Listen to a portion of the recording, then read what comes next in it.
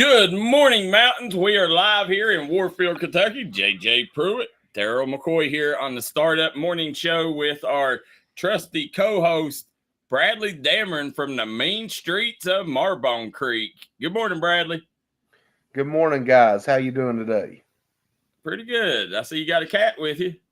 Yeah, she's pretty insistent this morning on staying right here. So you should, during the entire intro, she was like up here, and I was like, Well, down here. We all need a little cat in our life, Bradley. We do. So as we're getting ready to get started, JJ, yesterday we was talking about how we was late on the show. Well, somebody messaged and said give us an update on the picture incident.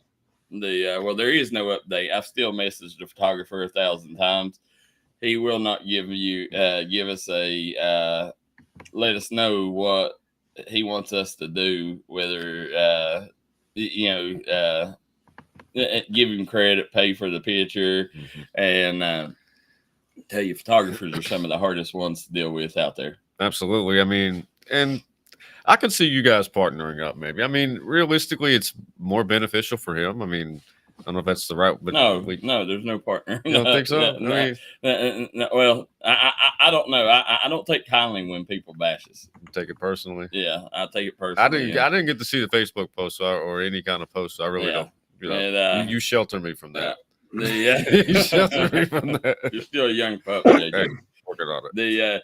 JJ, you get to well, first of all, today is August 29th. So let's get to this day in history, and then we'll talk about your day today. I'm very excited for today. So on this day in history, the year was 1893, when an American businessman and inventor, Whitcomb L. Judson, was granted a U.S. patent for a clasp locker, which evolved into the modern zipper.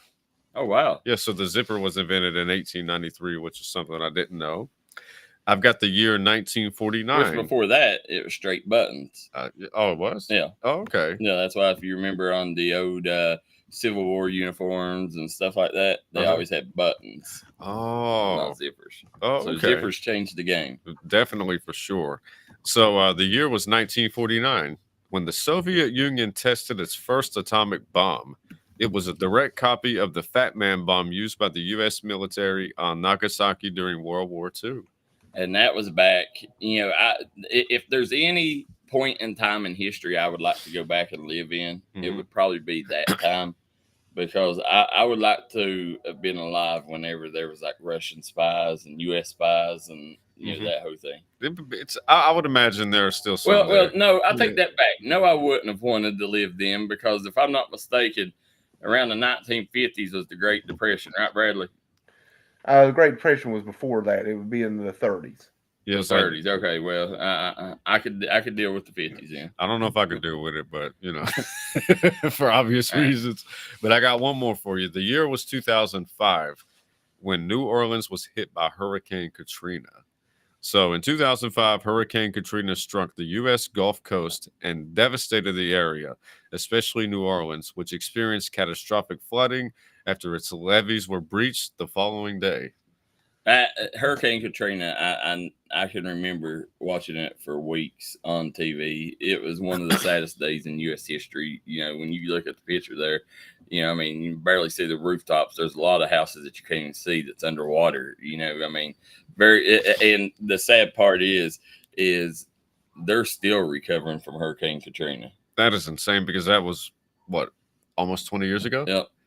And it was very dark. Well, I got one for you, JJ. Really? One that changed everybody's lives. In 1997, Netflix was founded. Really? Yep. I think just about everybody in America now has a Netflix account or steals a Netflix account. So Netflix changed the game. So I have an interesting fact for you when it comes to Netflix. So do you remember the company Blockbuster? Yeah. So back in the day, Blockbuster actually had a chance to purchase Netflix for $50 million and didn't do it. Wow. $50 million?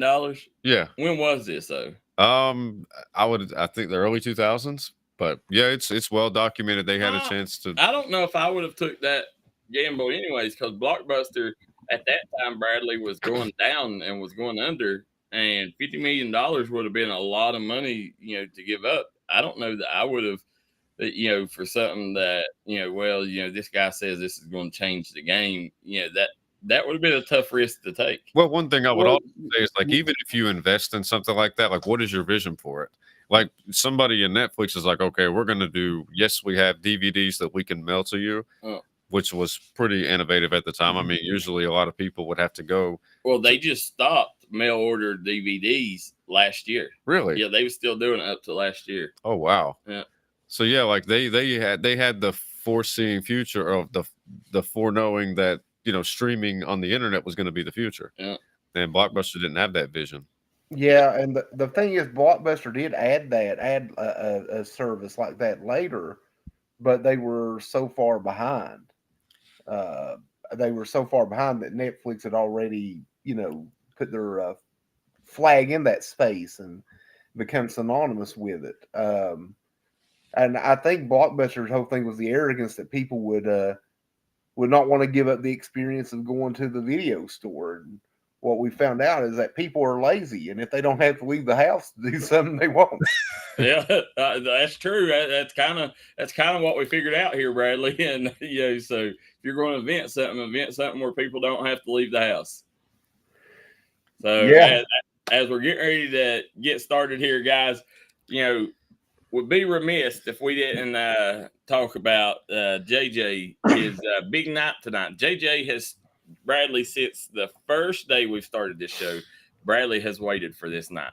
Mingo Central versus Tug Valley. And, all week, JJ's been asking me, am I going to get to do the game? Am I going to get to do the game? I was like, I don't know, JJ. We'll have to see. You're a low man on the totem pole, probably not, and then this morning, I told him, I said, you can't go anywhere, because you got to do the game, and that's how he found out, and he's excited over here. I cannot Bradley. tell you how excited I am, man.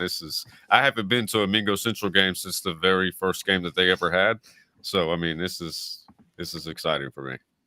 Jacob Ruford says those rent a movie things outside of stores went bankrupt. Also, yeah, they didn't last. They didn't date very well. Jacob, what was the name of the one that was in Williamson near the Big Lots? Was it Superstar Video back in the day? Yeah, Superstar. I spent a lot of my childhood in Superstar Video. I would imagine you probably still have a bunch of movies that you didn't take back some video games. I've moved too much for that. But.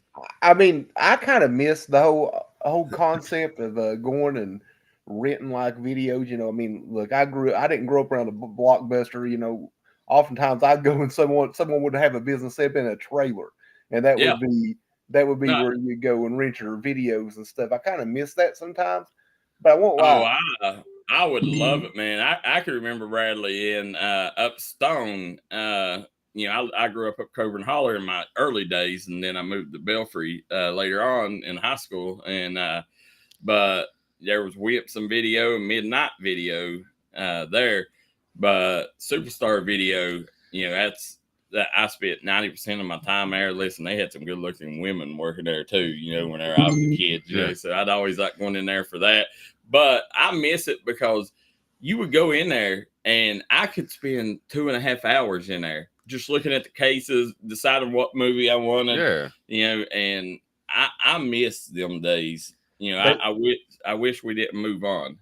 They really spent a lot of time on like the VHS cover art back then. So I remember that there used to be a place, I can't remember the name of it, but it's set up in a trailer. Is in East Kermit. Where the apartments are near like the K-8 school there. Yeah. There used to be right in there. There used to be just a trailer there.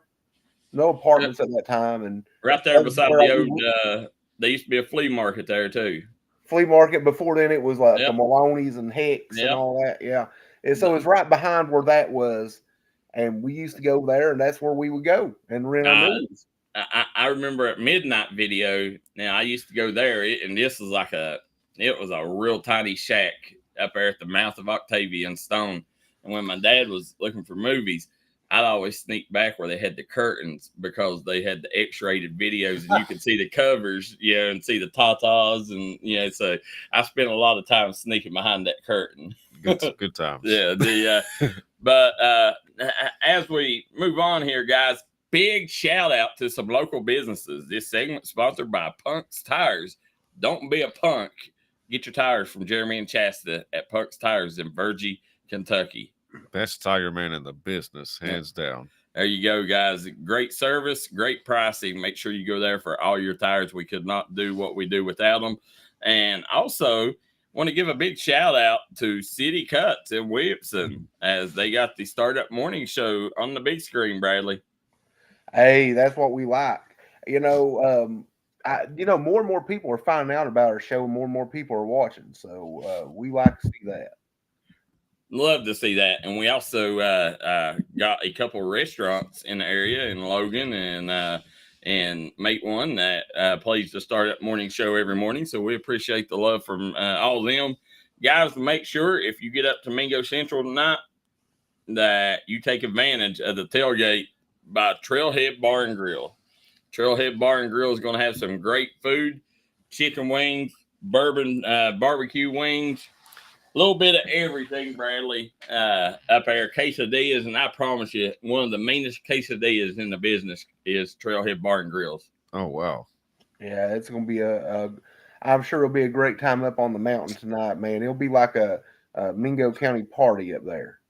Well, we're going to go into the game a little bit, and guess what? At 9:15, we got Haiti Ford joining us, so definitely want to stick around for that one. And, guys, it's time for first commercial break. When we come back, we're going to get in some topics. So make sure you come right back and join us here on the Startup Morning Show. Bradley Damron, JJ Pruitt, and Darryl McCoy. Wear a lot of hats. They're coaches, volunteers, church members, neighbors, someone who's there when you need them, especially when you need them most. That may be a lot of hats, but they're all the perfect fit. Kentucky Farm Bureau, big on commitment. Ready to rev your engines and hit the trails on October 10th through the 13th at the 23rd National Trail Fest in Gilbert, West Virginia. With miles of award-winning trails, sanctioned drag racing, live music, and thrilling poker runs, there's nonstop excitement for everyone. Indulge in mouth-watering food and discover unique finds from our vendors. Located in scenic southern West Virginia, it's the perfect escape from it all.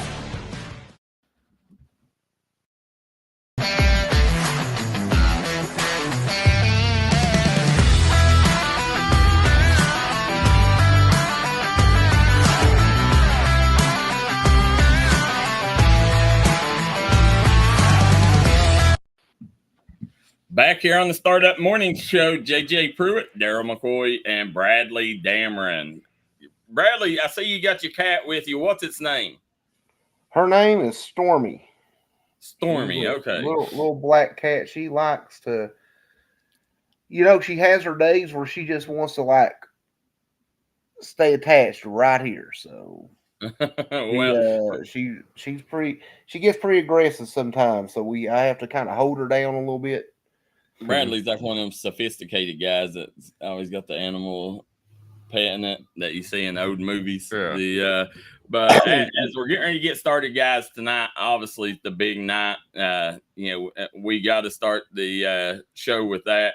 Mingo Central versus Tug Valley. And, the other day we done our picks on it, but this game right here is going to kick off at 7 p.m. Guys, if you come up there, make sure that you do not wear jackets. You do not wear, it's going to be hot, and, somebody said that they said, watch out, said it could be a opportunity, for a late kickoff, pushing it back to 8 o'clock. Only thing that worries me about that, Bradley, is they got school the next day. So I don't know if they would do it or not, considering, any other things that could end up popping up, it being on a Thursday night. I would say they'd like to keep it on track if they can, but it's expecting temperatures to be over 90 degrees. Well, and you got to think they've got that turf up there at Mingo Central as well, so the heat's going to be bouncing off the turf, so it's going to be a lot hotter on the field. Yeah, I know I would push it back if it looks sketchy around kickoff time, just because. Look, it may be later, but come on, kids stay out later during basketball season and have school the next day, and also, they're in the same county. It's not like it's Tug Valley's coming from 4 hours away, right? So that's true. And myself, I always like when it's a late kickoff because it gives me more time to get ready. People don't understand behind the business is, it don't matter if we get up there at 12 o'clock today and we start getting ready. It'll be right before it's time to go on air, before everything gets right. I mean, like sometimes, Bradley, it's like in basketball, I've been when the ball is thrown up in the air and you're like, we're here. Well, sometimes you're not even getting a roster until right before. Shoot, there was one game, and I'm not going to throw anyone under the bus, but where I was with someone and I kept hearing, roster's coming. The roster never came, so we went through. Me and my broadcast partner that night. He knew one of the teams fairly well, and I knew one of the others. And we put our knowledge together and figured out the roster as it was going. And so, I mean, sometimes things like that happen. And I want to give a big shout out to David Jones. David Jones last night, he emailed me the roster and he emailed me the lineup order, lineup chart. So big shout out to David for getting that out there. Tug Valley, listen, they got a guy at Tug Valley Home Games, Jordan, that does an amazing job with making sure that you're prepared. And he prints you out like a big 3D sheet to go by. So, both schools does very well. Hopefully Tug Valley will get us their roster here sometime today so we can have it printed out for the game. One thing for sure, Tug will definitely get their stats out. Yeah, they got the best stat guy in the business. So Dr. Jerry Mounts, man, I guarantee you that game will be over, and within an hour and a half, I'll have stats in my inbox. Yeah, oh yeah. Yeah, he's that good. And guys, real quick before we go any further, if you got questions, comments, or you want to give us a topic to talk about, give us a call on the Double Quick hotline, 606-230-8911. That's 606-230-8911. Now, as we get into the gameplay, guys, a lot of storylines here. You got two Mate One boys going at it at head coach. Haiti Ford, David Jones is going to be clashing heads, both of them from the great town of Mate One, West Virginia. And, so you got that going. You got Jackson Nenny Mills, quarterback, got his starting spot took at Tug Valley, and he wasn't happy about it. So he went up Mingo, and he says, I'm going to try to beat you now. So you got that storyline going, and and you got these boys that grew up playing with each other that just went to different schools. Just a great game with a lot of storylines. And listen, I expect nearly 30,000 people to watch this game tonight.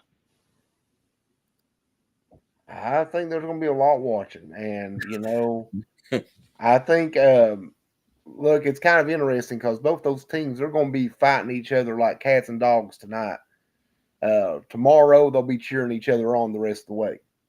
Well, Gideon Jarvis, he's spot on. He said he would make sure we had it before tonight. So appreciate you, Gideon. Appreciate everything you've done hooking us up with Coach Ford for today, as we'll have Coach Haiti Ford on at 9:15, and still trying to get a hold of David. We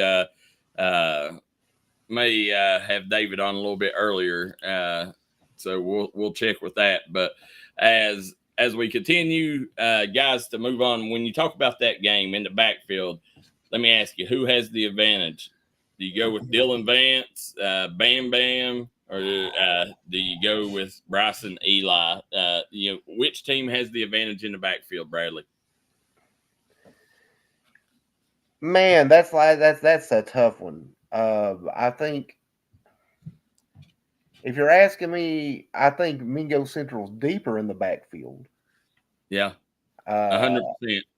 I also, I mean, see, that's tough because Dylan Vance is really versatile too. I mean, Bryson Eli is quite a I playmaker, can though, tell you man. this.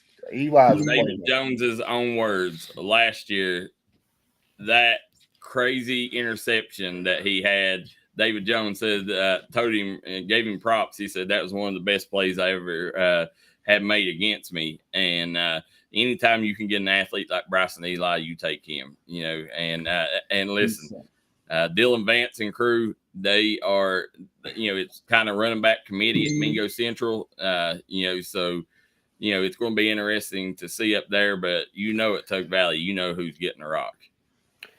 You do, and he's going to get the rock in many different ways. Whitey Little said he'll be watching the game and should be a great game. Let me ask you this: the offensive line, who's got the advantage?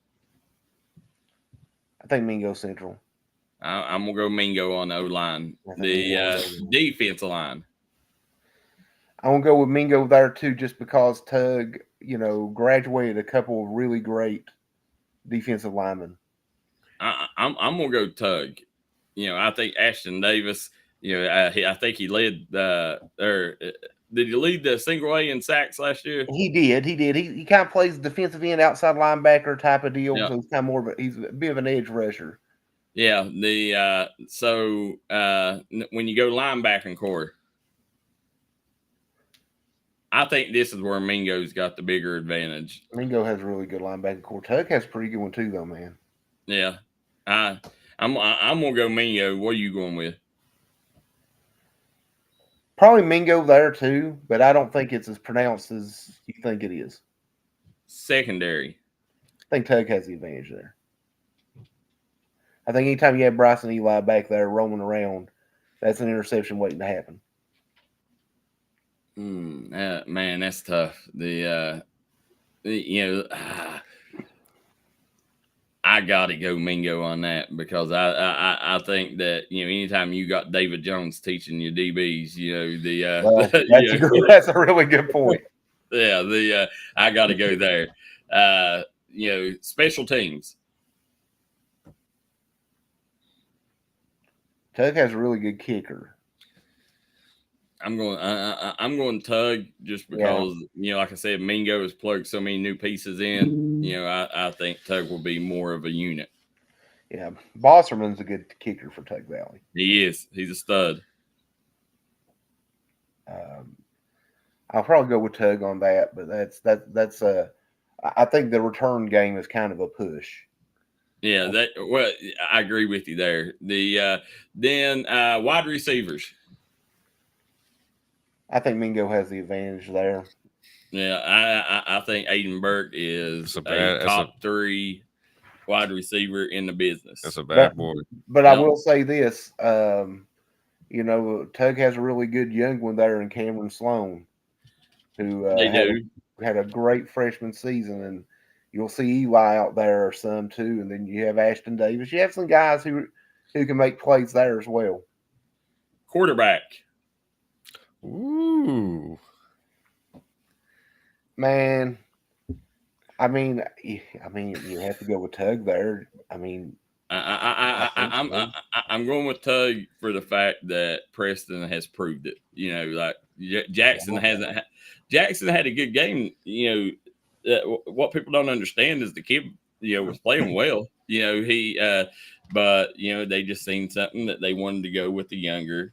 QB, in practice. And, I don't blame him at all, but, now it's just going to add a chip to Nenny Mills, and, he's going to go up there and he's going to try to prove him wrong. And, I think you got to go with Preston just because he has the resume right now. But, I could very well see Nenny Mills coming out and having a blistering game. And, his teammates are going to do everything that they can to make sure he gets this win tonight. Oh yeah, I love Nenny Mills, man. I like what he's made of. Great kid. Yeah, I mean that's the thing. Like, it's that's always one of those an interesting situation when a kid transfers to another school because he still loves the kid, his old teammates and stuff. Yeah. It's just, but sometimes the people you want to beat the most are the people you care about the most. Well, and I tell you, but Preston May, you talking about a dynamic QB, man. That kid, he can kill you with his arm, his feet. I mean, just super athletic. He's he's fun to watch. I look forward to seeing. I think Nenny Mills is going to be more of a pocket passer, to where with slants and some bubble screens and stuff like that. I think Preston will look to throw the ball down the field a little bit. I think he'll throw the ball down the field more. But Tug also likes to kind of do some of the little dink and dunk to get some of their players out into space. Yep. Another good player in the backfield we didn't mention for Tug is Adam Sloan, who's done a pretty good job and had a couple of 100-yard gains for them. Yes, I forgot about Sloan. Now that's going to bring us to predictions for the game. JJ, we'll let you start first. Well, I mean, statistically, Mingo Central's never lost to Tug Valley, and they have them at home tonight. And I think that just because of the quarterback situation where, they've got Jackson, which went to Tug Valley last year, and now, he's there. I feel like his teammates are going to go the extra mile to make sure that he gets this win tonight. And, obviously, Coach Jones, he's like my big brother, and Aiden's my favorite player. So I got to roll with Mingo Central. Who are you going with, Bradley? Listen, I've already explained this here. I where I live, and the thing is, everyone there knows where I live too.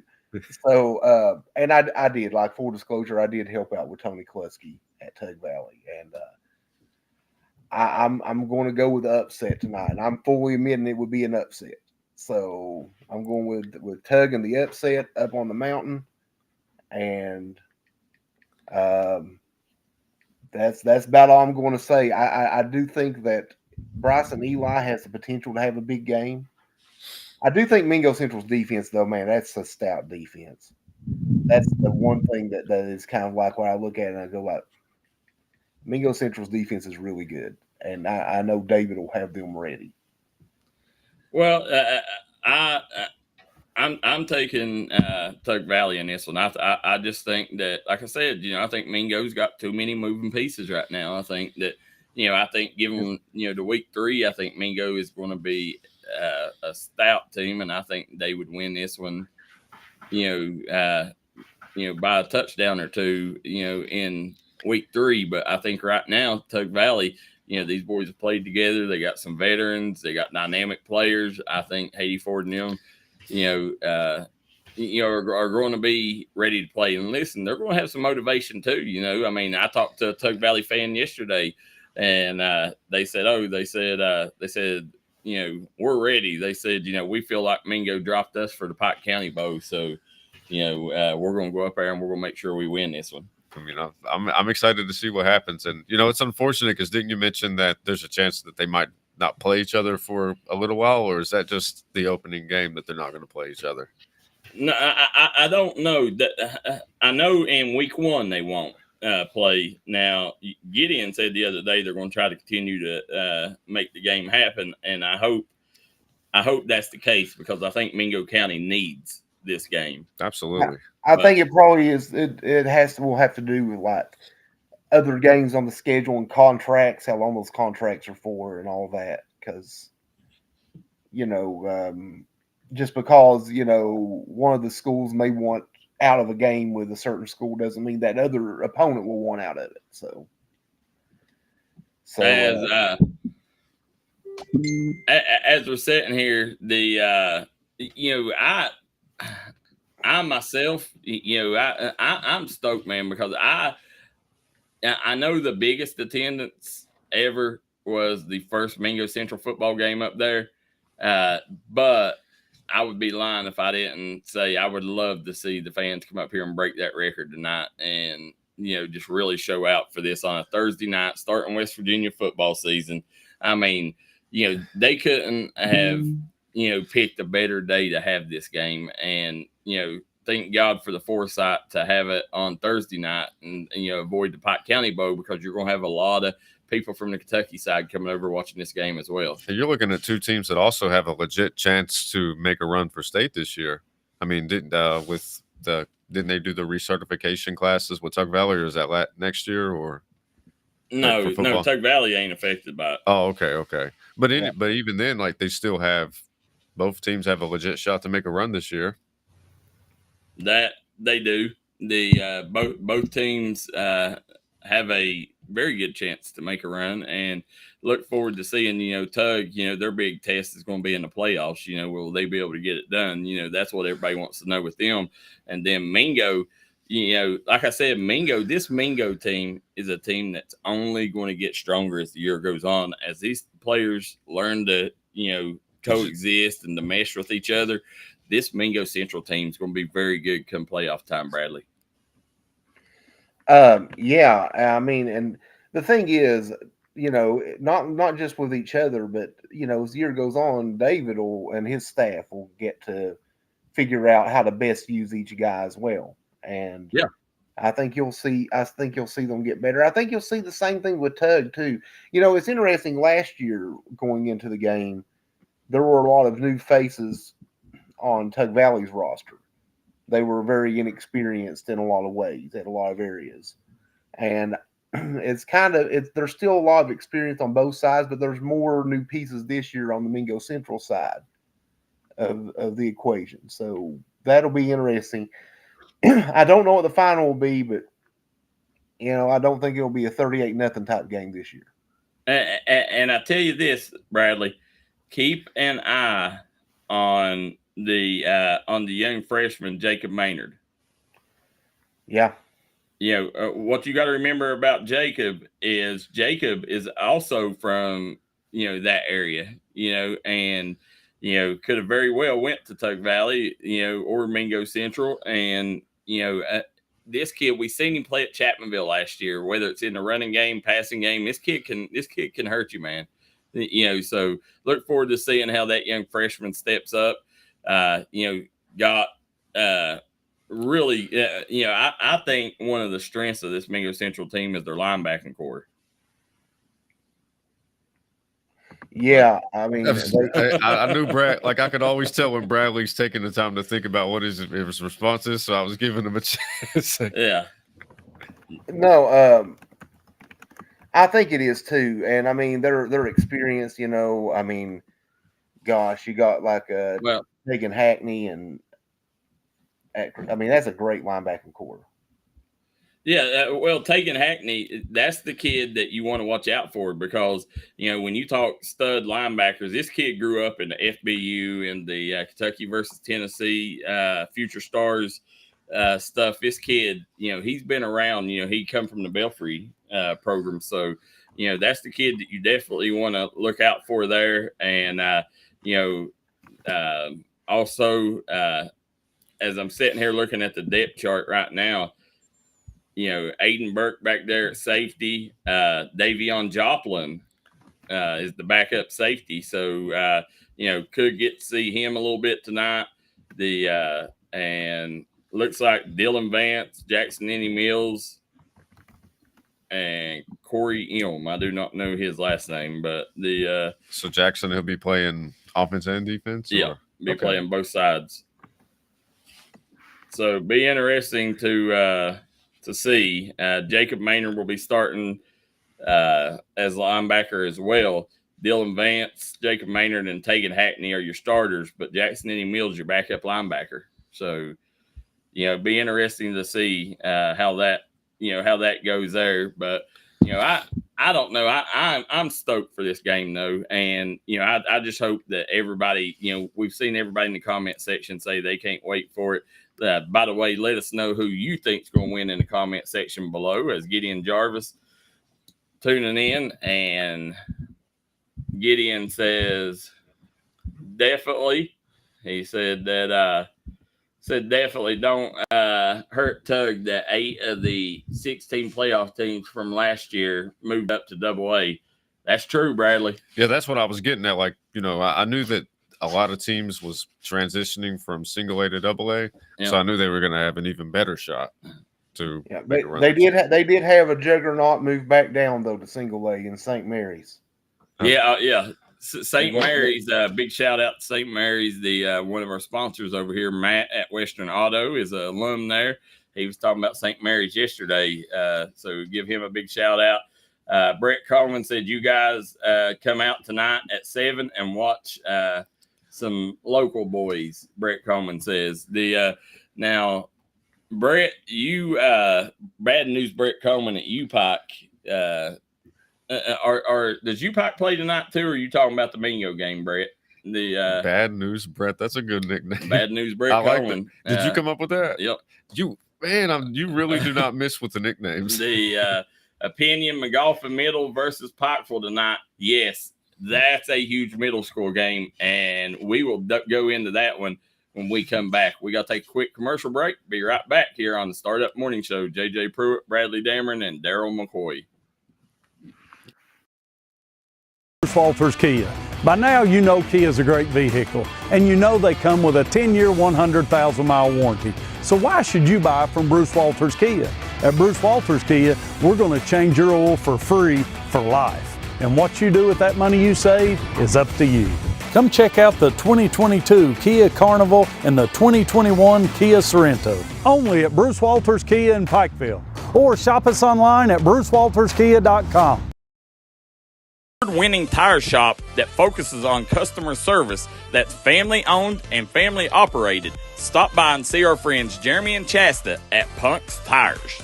If you have a hectic work schedule and you're looking for a non-stressful, convenient way to buy tires, take advantage of Punk's Tires appointment Saturdays. If they don't have the tire you're looking for, they guarantee it to have it the next day. Punk's Tires can take care of all your needs in tires, wheels, wheel alignments, brakes, rotors, minor mechanic work, and more. They'll treat you like family from the second you walk through the door. Come see us in Virgie, Kentucky, or give us a call at 606-639-TIRE. That's 606-639-TIRE.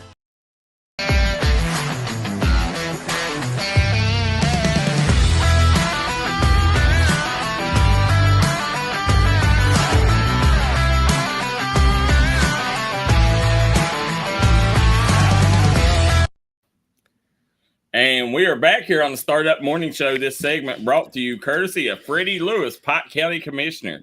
For a better Pike County, vote Freddie Lewis. I promise you, nobody will get Pike County back where it needs to be like Freddie Lewis. He's looking to make Pike County great again. He is a terrific human being, and he's one individual that is definitely focused on the future. And what I mean by the future, the next generation coming up. Well, 100%, and that's what I like. He said that his kids, he's like, he said, I'm not in it for me. He said, I'm in it for my kids and my grandkids. So big shout out. Make sure you vote Freddie Lewis this coming November. Absolutely. So Bradley, as we're getting started, big middle school game coming up. I am stoked for this one. Well, and it should be a pretty big one too, Pikeville McGoffin. So,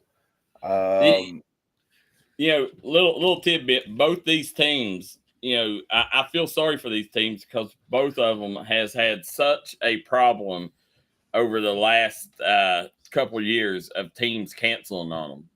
And Pikeville, it's hard for Pikeville to have a 3-game season because everybody always cancels on them, and it ain't right, but it happens, And so I really look forward to seeing this. McGoffin this year, I think their first 3 weeks have been canceled on them, or 3 games so far canceled on them, something like that. And, for these two teams to meet, two powers, McGoffin County, their roster is peppered up and down with superstars and, kids that play in the Kentucky-Tennessee All-Star game. And then Pikeville, they got the quarterback that won the Kentucky-Tennessee All-Star game. His name is escaping me right now, but this kid, like if you watch him on social media, he's always on there preaching, reading the Bible. Just a super great kid. And, I just, this game, after what Pikeville done to Belfry the other night and put that spanking on them, it makes me think twice about saying this, but I'm going to say McGoffin gets the dub at home. Wow. Who you got? I mean, so Pikeville is just as well oiled of a machine. Cooper Scott, yeah. So Pikeville middle school is just as dominant as the high school, pretty much. I got to go with Pikeville. Who you going, Bradley? I mean, it's hard for me to ever pick against Pikeville in football, whether they're in high school or in kindergarten. So I'm going with Pikeville here. Well, I tell you what, it's going to be hard to find a better player than Colton Reisner on the field. So Cooper Scott's the quarterback for Pikeville.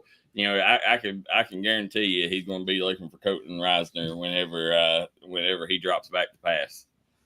I tell you what, that'll be an exciting game though for sure, and lots of big games involving Pikeville, because you've got that UPike game too.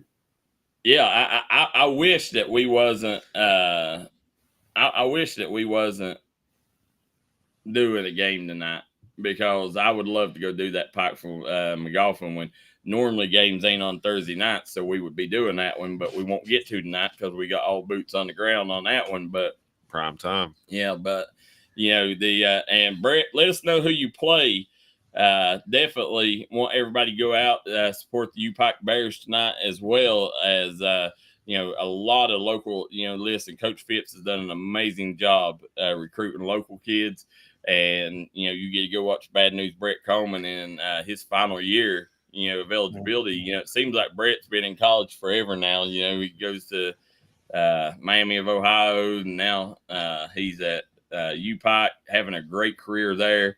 So, I have no doubt that big numbers are going to come from Brett. Get us a pick six, Brett. They play Campbellsville tonight, Darryl. Campbellsville, okay. So that's that'll be a good one going on. Cannot wait. And guys, I just got in here. Let's see if we can get this video up. Check this out.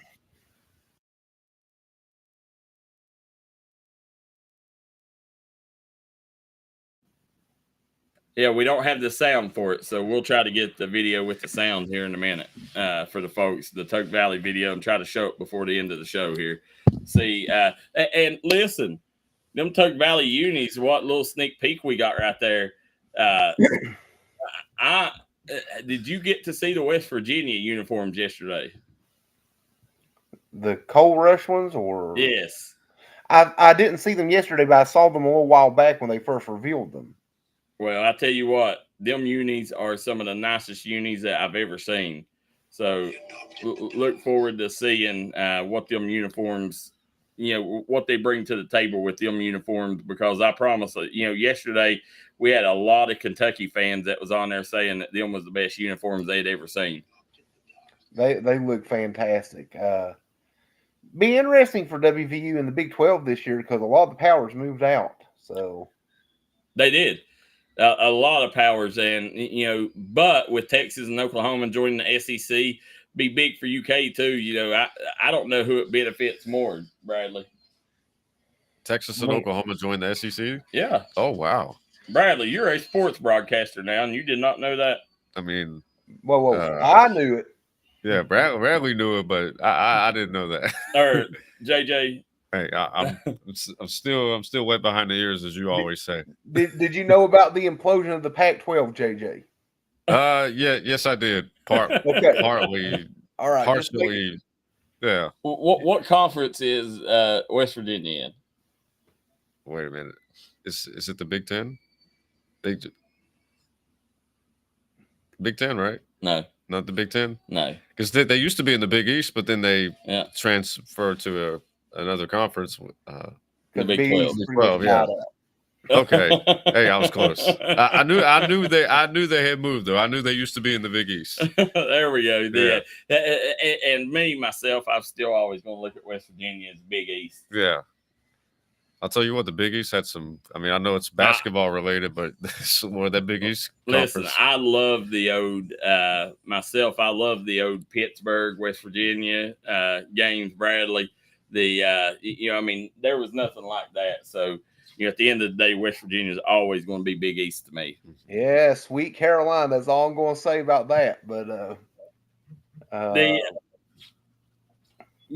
Bradley, let me ask you this: who's the best middle school football team in the mountains this year? I'm not sure about that, Darryl. I'll be honest with you. I haven't Well, done enough research on that. I'd say Pikeville's up there. I think McGoffin's there too. Yeah. I'm telling you, that McGoffin team, Bradley, is a lot better than what people are giving them credit for. This team is stout from top to bottom. I will be excited to see how that game goes tonight. Well, I'm hoping to have a guy there giving us reporting us live stats. That would be amazing. Yeah, I'd love to know about what's going on to that one because that's an Jacob exciting game. Rutherford says he's a big Pitt fan in the comment section there. So as we're sitting here, Jason Blair says, "What?"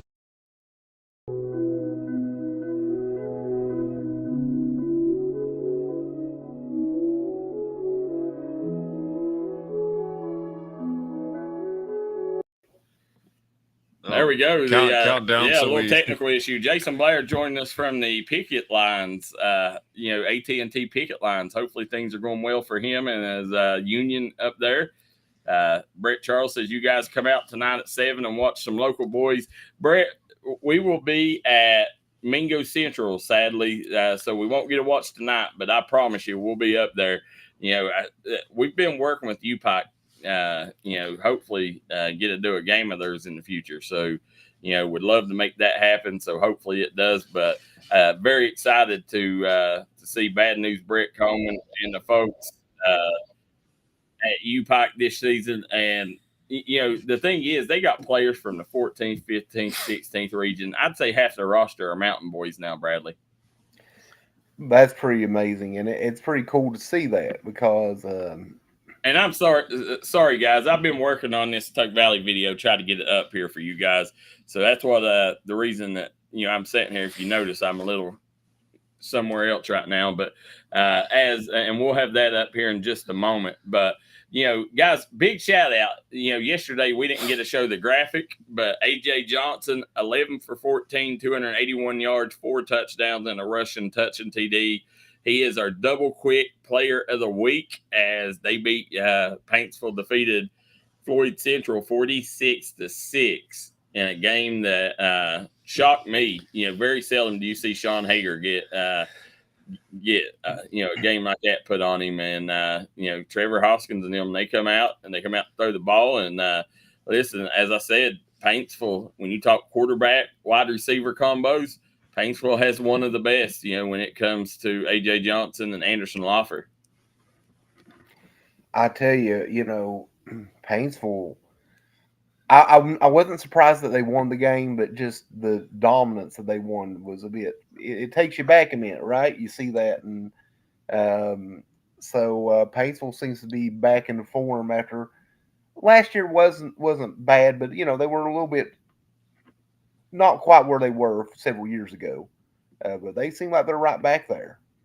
Well, and I finally got it loaded. Check this hype video out, Tug Valley.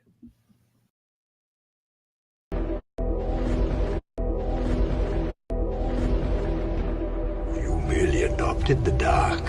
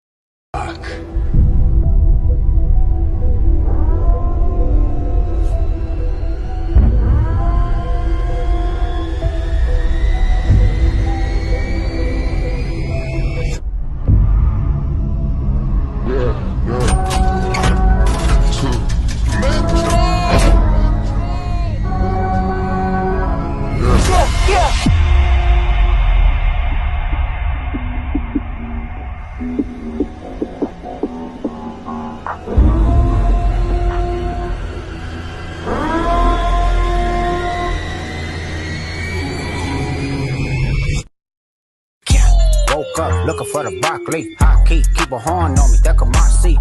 IP, ownership, the blueprint is by me. Mr. Get Off, I get off at my feet. Sweet video there. I kind of ruined it there, didn't crop it out right, didn't edit it right as I was doing on the show here, but you got to see the full video there at the end. Sweet video, guys, by Tug Valley. And Mingo Central, I know, has got one out too. We'll try to get David to send that to us. I was looking for it, couldn't find it. But, both these communities, both these teams, very hyped for this ball game. So, very excited for that. And good to see Tug Valley, finally taking a next step when it comes to, hype videos and stuff like that, for their kids. I think that would go a long ways to help these kids at Tug Valley get recruited. That was really impressive, too. I mean, whoever directed that video, they did a phenomenal job. Yeah, tell who did that, Gideon. Just let us know there. I'm actually really curious because that was a great job. It was well edited. On the comments there. Yep, said appreciate it, guys. Excited for these boys. Said, was y'all surprised how Belfry dominated Friday? Talking about the Breathitt County game. Well, I think it was a close game there until halftime or something like that, and then Belfry ended up pulling away pretty handily there at the end. But now I'm not surprised. This Belfry team, they got in the trenches. They are so dominant. And, with Max Dotson, Bo Woodford, Braden Markham, and crew, this is a stud offensive line. And when you got, Chase Varney, he's just tough as nails back there at QB, and he's the perfect guy to run an offense, that Belfry offense. And then, you got a slew of them scat back type players back there, just a loaded backfield, a little smaller, that you don't have that big bruising fullback as we talked the other day. But, one thing that you do got is speed. And, this Belfry team's only going to get better. I promise you that. And as they're starting to pass more, the thing is, these teams, when they meet downstate, and these teams are so used to taking advantage of Belfry in the passing game, they're not going to be able to do that anymore because Belfry's practicing against the pass now. So they're going to be able to defend the pass a little bit better, and you're not going to have that Achilles heel that you always have at Belfry, which is in the passing game. That game stuck around, I think, until like early midway through the second quarter, and then Belfry just, I want to say they scored like 35 unanswered points, Darryl. Oh, wow. They scored, I think, 3 touchdowns in a row to close out the second quarter, and then scored 2 in the third quarter. So they just kind of broke that game open right before the half. And you know what Belfry's going to bring to the table? Always that line, always a great run attack. But if they add more of a passing game in there, that makes them a little bit harder to defend. And it does. Makes them a lot harder. And like I said, I think it's going to help them more in the passing game or defending the passing game than anything. Because they're never used to being able to, in practice they don't do it, so they don't defend against it much, and when they do, they're not doing it well. So, but now they've got a good, solid passing game, so it's going to help that defense a lot. So, as we got here, I also want to give a big shout out to Betsy Lane's Andrew McCutcheon, and their big win over Berea on Friday night. He had 201 yards. On 7 carries and 3 touchdowns. So Andrew had a lot of big games last year. That's a kid that you got to keep an eye out for, Bradley, because you got all these star running backs in the mountains, and he kind of gets overlooked up there on the hill. But that's a kid he's just as good as any top running back we got in the mountains. Absolutely, and we are blessed with some talent, and he is one of the better ones. And, maybe it's because we're still not used to talking about Betsy Lane football even after last year. I think that might be part of it, but he's definitely a great one to watch. Well, Jacob Ruford says, don't know if you've seen it, but said it was crazy how Breathitt's players acted. Said one player actually done a cartwheel in front of Haywood. Well, if that's the truth, then you know, I'm surprised that Breathitt's coach didn't go jerk him off the field, you know, because, you know, I know as coaches, every coach has respect for Haywood. And as a player, listen, you know, that's just, you don't do that in front of the GOAT. You know, I mean, at the end of the day, Haywood's deserved that respect. You know, you know, I like these teams that come in there like Louisville Central and all of them. When you see them come up to Haywood, they're shaking his hand. You know, glad to meet you, sir. You know, and that's the way it should be. But you know, if that happened, then shame on them. I mean, there's always that new kid on the block that, you know, wants to try to make a statement and make a name for himself. But, you know, my comment to that would be, don't poke the bear. I mean, Yeah, I mean, you are on Pond Creek. Yeah, don't poke the bear. I mean, Breathitt is not exactly a new kid on the block, but you. I mean, the player that was trying to do that. Kids, though, listen. I love kids and I love our student athletes, but you got to remember, at the end of the day, they are kids, and kids sometimes don't always make the smartest decisions. You know. Well, I know I didn't when I was that age, so you know, I didn't either. So I'm not going to bash a kid too much. Hopefully, his coaches and, you know, some other players may pull him aside and said, "Hey, you know, we don't do that." I hope that's what happened. You know, but I don't know, man. I've seen some wild things over the years. Yeah, So, I mean, I guess it could have been worse. I mean, cartwheels not as bad as, you know, a certain type of hand gesture or you know, things like that. I mean, so you saying you'd have flipped the bird to Haywood, JJ? No, I'm saying I've seen much worse back in, you know, over the years is what I'm saying. No, I went to Belfast. I can't say nothing bad about Coach. Well, and I tell you, I tell you another player, Darryl, who deserves a shout out from this past weekend is Hazard's Max Pelfrey. He was 14 and 19 passing for 289 yards, 4 touchdowns, and also carried the ball for 21 yards and 2 more touchdowns in their win over Martin. Wow. So Max Pelfrey, you know, with a player of the week performance there, you know, 6 touchdowns on the day, you know, and main thing, they got that big upset win over Martin County. Yes, absolutely. But one, I mean, really, I think that was one that surprised everyone. I wasn't shocked that they won. I knew I was picking a little bit of an upset, but just they really ran away from that one. Well, as we're sitting here getting started, guys, let's look at this story here coming out. Bus driver takes in California she is laid off, suspended after this bus driver. She slowed down. The kids was getting on her nerves so bad that she slowed down, and it took her 30 minutes to 30 minutes to drive 3 miles. And she made the kids roll the windows up on the bus, and there was 100-degree temperatures. So check this video out. Turn the window up. You should have your hands out the window. We need AC. It's hot. You're driving slow as fuck. Yeah, exactly. Don't even start because it was like this. The year we worked back here again. Yeah, no, stop. It's so hot in here. What do we got? Oh my god. Well, maybe bro, I wasn't even sticking any limbs out the window. We weren't doing nothing. Oh my god. Put the window up. Oh. Put the window up. It's so hot, bro. What the f is wrong with you, dude?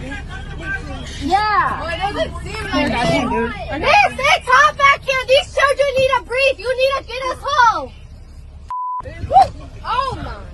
I don't know why you keep getting mad. It's not our fault. You signed up for this. Exactly. So what do you expect? Yo, it's your fucking job. You signed up for it.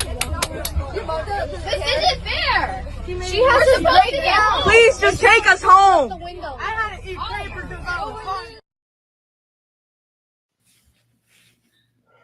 Very tough situation there, guys. As you sit there and look, you know, they're saying this bus driver will return to her job, but as a parent, you know, where do you stand on this one?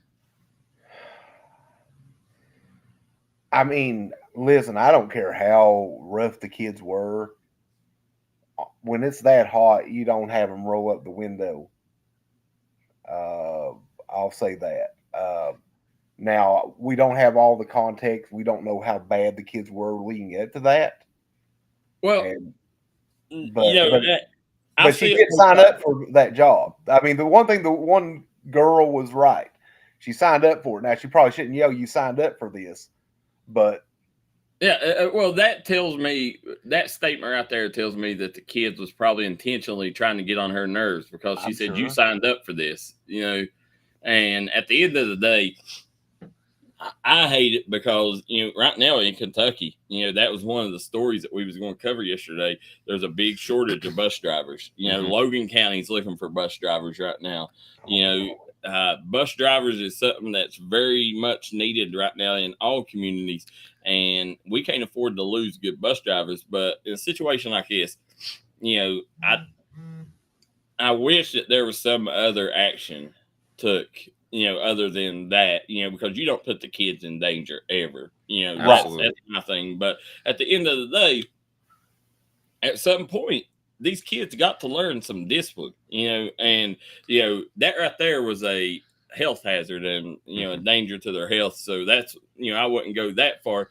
But at the end of the day, that with, them kids, at the end of the day, if you want her to go, then do what she's saying, roll up the dang windows and, get home. But instead, they're sitting there hanging out. That's what you could hear her saying, keep your arms in the windows. And so, it was obvious what the kids was doing. But, if kids don't like it, then, sit down, behave yourself, and, so I see it both sides. But I do think that the bus driver, that was a danger to these kids' health. So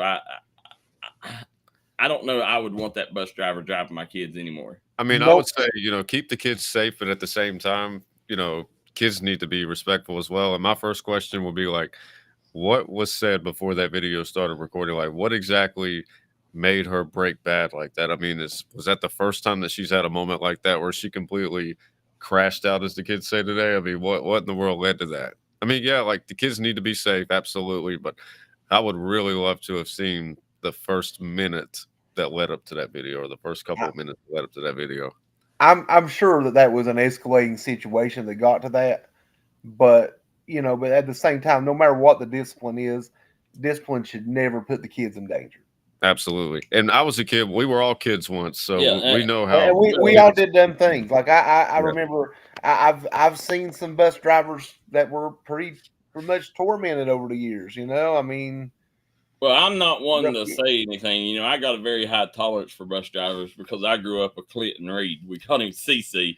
And when you got on CC's bus, you had a 50% chance of making it to school or, making it home that day, because there was also a 50% chance you would end up in a creek, in a wreck, So, I got a very high tolerance when it comes to bus drivers. I love CC, God rest his soul, but when you look back, it's funny now, but back then, I mean, we were scared to death when we get on the bus with him. And, I remember at the state championship, Belfry, I think it was their first or second state championship. No, might have been their third or fourth, when he took out the awning at the hotel.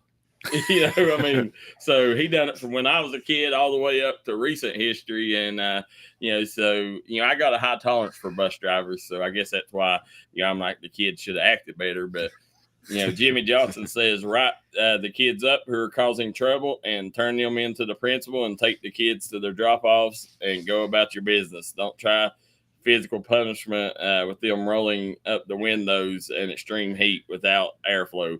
That's true, and, the only person that had any kind of airflow, I read the details of this case, and the lawyer said, the bus driver, it didn't affect her because she's sitting up there with her little fan on her, so. Just being petty.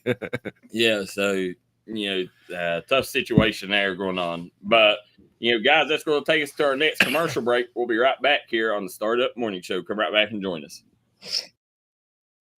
Of Central America, head to Sal's Steakhouse. Sizzle your senses with mouthwatering steaks, juicy burgers, savory chicken, and fall-off-the-bone ribs. Sal's Steakhouse, where your taste buds will thank you. Unleash the flavor at Sal's. Taste tradition, taste the difference.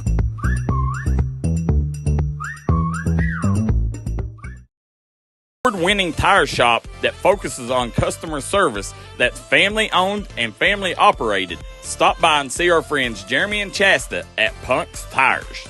If you have a hectic work schedule and you're looking for a non-stressful, convenient way to buy tires, take advantage of Punk's Tires appointment Saturdays. If they don't have the tire you're looking for, they guarantee it to have it the next day. Punk's Tires can take care of all your needs in tires, wheels, wheel alignments, brakes, rotors, minor mechanic work, and more. They'll treat you like family from the second you walk through the door. Come see us in Virgie, Kentucky, or give us a call at 606-639-TIRE. That's 606-639-TIRE.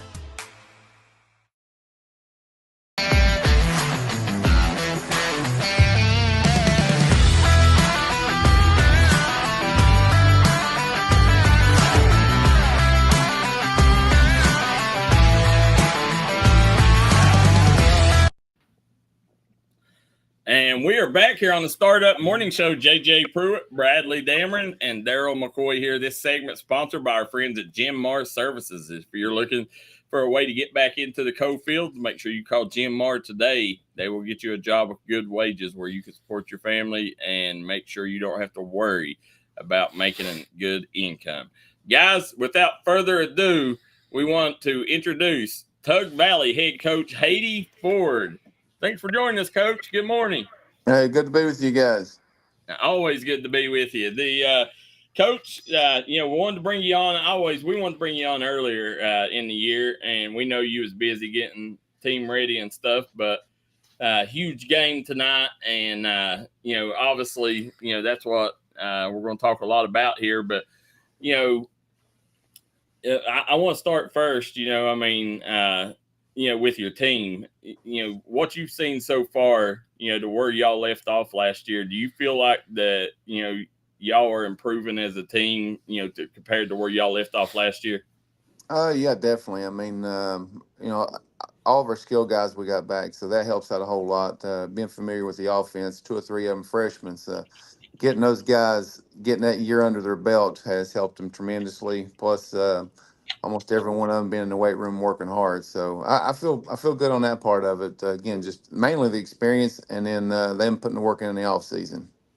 Yeah, and when you take a look, last year, what at the end of the year, what do you think that y'all's biggest deficiency was, and do you think that y'all improved on that? Was it the linebacking core, the D line, or where did y'all struggle last year? And do you think that y'all are better now than where you was last year? Well, at the end of the year last year, again, Preston broke his collarbone, so that hurt us at quarterback. So that was really the biggest deficiency. I feel like if we would have, if we'd have had him in the playoffs, we could have did a whole lot better with it. It kind of made us one-dimensional. Had to put Bryson at quarterback, which he did a good job at quarterback. But you're taking one of the best running backs in the state, and you're having to put him at quarterback. It limits your offense now. So with that, that's probably the biggest deficiency that we had last year that hopefully we can build on this year and take it a step further. Coach, a lot definitely, and we'll go into the game after this. But I wanted to get your thoughts. A lot of the community, they have really rallied and tried to rally enough support to try to get you guys a turf field down there. Is that something? Do you think that that's something that is badly needed? I do. You have every facility around here has turf field, and I think we've even had kids leave just because of the facilities on it, and I think having a turf field is going to help with the playoffs, just because it makes it harder for us to practice because we got to stay off the field. I think it'd benefit that. Plus, you're able to. One of the things that hurts on us too is it's harder to let our little league play all their games on our field just because it tears it up. And then if we were to make the playoffs, we don't have. They could deem that our field's not up to par to be able to host a playoff game. So with all those things, yes, I feel like a turf field is drastically needed down here. I know, one of the issues they've talked about is is flooding, but it's flooded at Wheeling Island before numerous times, and they've even talked about, I think, with the company reps with those that they said, hey, it's as simple as spraying it off. So that's not an issue, although people have tried to make that an issue. But I would love for us to have a turf field. Well, hopefully you end up getting the support for that, because that's something that I really think that the kids deserve it. And like you said, I mean, you have to tell the little leagues no sometimes, especially when you get close to the playoffs, because and it's every kid's dream to grow up to play on that field if you grew up in that area, but you're not getting to because you don't want to wear and tear the field. And even in the off season, I mean, these guys want to go down there and work some, and it makes it harder not having lines to be able to go off of, especially then in March and April, the guys that are not playing baseball. That the weather sometimes, if it's out there and muddy and everything, it's hard to be able to get some extra work in on their own when they just want to go out there and get some work in. So having that turf field would help a whole lot with that. Coach, before we go into the game, we got a viewer on, says, Coach Ford, what's your offense and defensive philosophies at Tug Valley? I just feel like we give what the defense we take what the defense gives us. I mean, we can't. We're only we pretty much just look at how you're playing, what you're going to give us, and that's kind of how we call our plays off of. Defensively, it's just it's just probably old school. Just be tougher than the guy in front of you. I mean, you just got to. That's the main thing. It's I mean, we've got a few strategies at every team. You got those wrinkles that you do, but for the most part, it's when you face up the guy in front of you, you go blow them up. It's just who's going to be tougher. It's a mindset. Well, when you look down your roster, may not be very many tougher than Ashton Davis. Led the state in sacks last year. Talk a little bit about that kid and what he brings to your defense. Again, he's been a 4-year starter offensively and defensively, and great work ethic, great attitude, comes out there and works every day. He knows what he's doing. And again, you can see that on the field because again, last year, he's I don't know if he finished leading the state at the end of the year, but for the most part, led the state in sacks just because he's a smart football player. I mean, he goes out there and knows what to do, knows how to adjust. And because of that, that just makes us that much better as a team. Well, we'd be remiss on the offense side of the ball. I mean, you talked about Preston May there, but everybody loves and the kid that's selling tickets is definitely Bryson Eli. Talk about that kid and what he brings to the table. Bryson, I mean, he's a playmaker. I mean, you can put him anywhere on the field. And there's a lot of times that's what we want to do is get him in one-on-one situations because there's times that when I haven't always had the luxury of just saying, hey, if I can get you one-on-one, we're going to make a play. Because, other players don't have that ability that he can just go out there and it's like, coach, get me in grass, get me in open field, and I'll make something happen. And again, he has that ability to, and you don't find that very often. No, we seen that mentality during basketball season last year, when, the kid, turns the ball over and then he just wants to go make a play and he has the athletic ability to go make a play to win you a game. Yep. So as you sit here and look, Coach, definitely we've got to talk about the big game tonight. That's what everybody wants to hear about. Two Mate One boys going at it. You and David Jones. Both of you guys come from the same neck of the woods. Leading your team in what is definitely the biggest game in the state tonight, and maybe the biggest game of the weekend in the mountains. Just kind of talk about what it means for you to go up there at Mingo Central and play. Right there in your backyard. I mean, again, it's huge. Me and Dave go way back. A lot of people don't know it. I coached him when he was in midget league in Pee Wee. I think like 3rd or 4th grade. I was his football coach. So yeah, we go way back. I've talked to him quite a bit, and just going up there and playing. See a lot of people that I know, but I guess this is one of those. I want to give him one. I ain't gonna lie about it. And, Well, Coach, I tell you this, one thing I'm going to take from this interview is Yeah. it wasn't Philip Haywood that got David Jones where he was. It was Coach Haiti Ford. There you go. They say when you teach them young and you teach them right, and that's what he grew up to be. So yeah, I'll take the credit for it. Coming into this game, obviously, David spoke, and they're entering into a 2-year deal with the Pike County Bow, so this may be the last time that we see this game, especially week 1 in the next couple of years. What would it mean for you to have both communities come up there and break an attendance record for these kids tonight?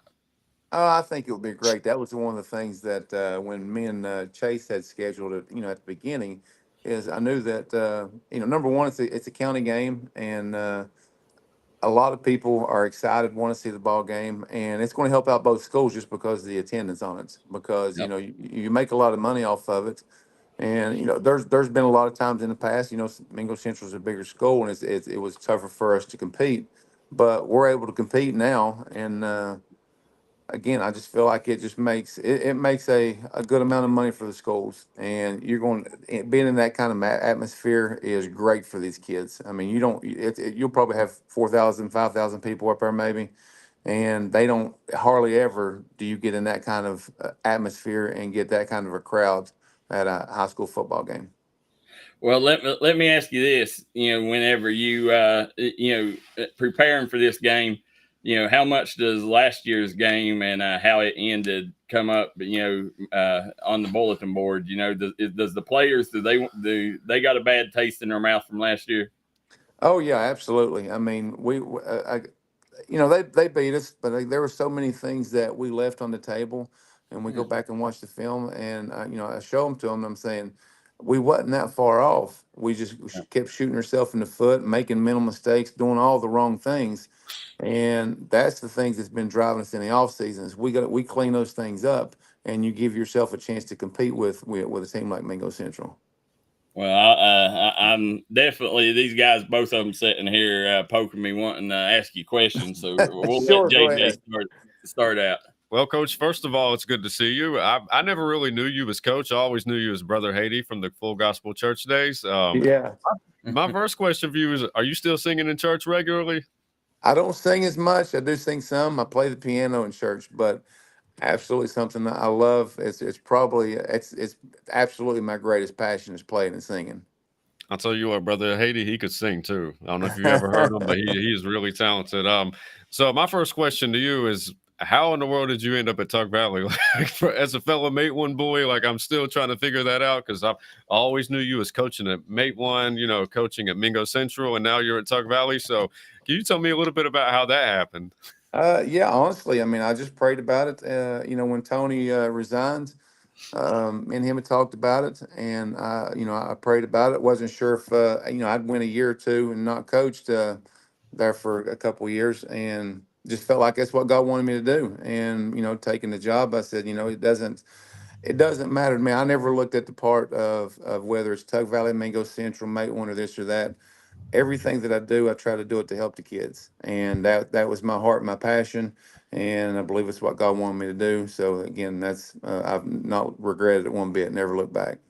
So every person that I've talked to this week about the game specifically, a lot of them have picked your team to win tonight. And my question to you is what? So they've told me also that Tug Valley's never beat Mingo Central. I don't know how true that is, but what do you think separates this team from some of the other teams in the past that gives you guys a really good shot to win tonight? And you're right. Tug Valley has never beat Central. I think they've only played two times. This would be the third time. But I just feel like these guys have got that edge that, look, it's our time. It's our time. We've got the players to do it. It's now or never, and hopefully these guys just come out. And I feel like, again, the mental part of it, if we just last year we started 4 freshmen, that got the nerves on some of them. They just wasn't ready for the game. It was too big for them. And again, hopefully those guys have grown up this year, and we can turn the table and come out with a W. So have you had a chance to play a couple of summer league games this year to evaluate how the team's looking? We played some 7-on-7s this summer, and then we had a couple of scrimmages the last two there. I felt like we did, pretty good against Scott. I don't feel like we played as good as what I'd like the first two against Wyoming East. But again, you'll have those games. But and I've seen Central too. I watched their scrimmages. Again, a lot of people, may be picking us to win, but they're no slouch of a team. I mean, they've still got, I know 4 or 5 good skill players that can turn it on and score on any given play.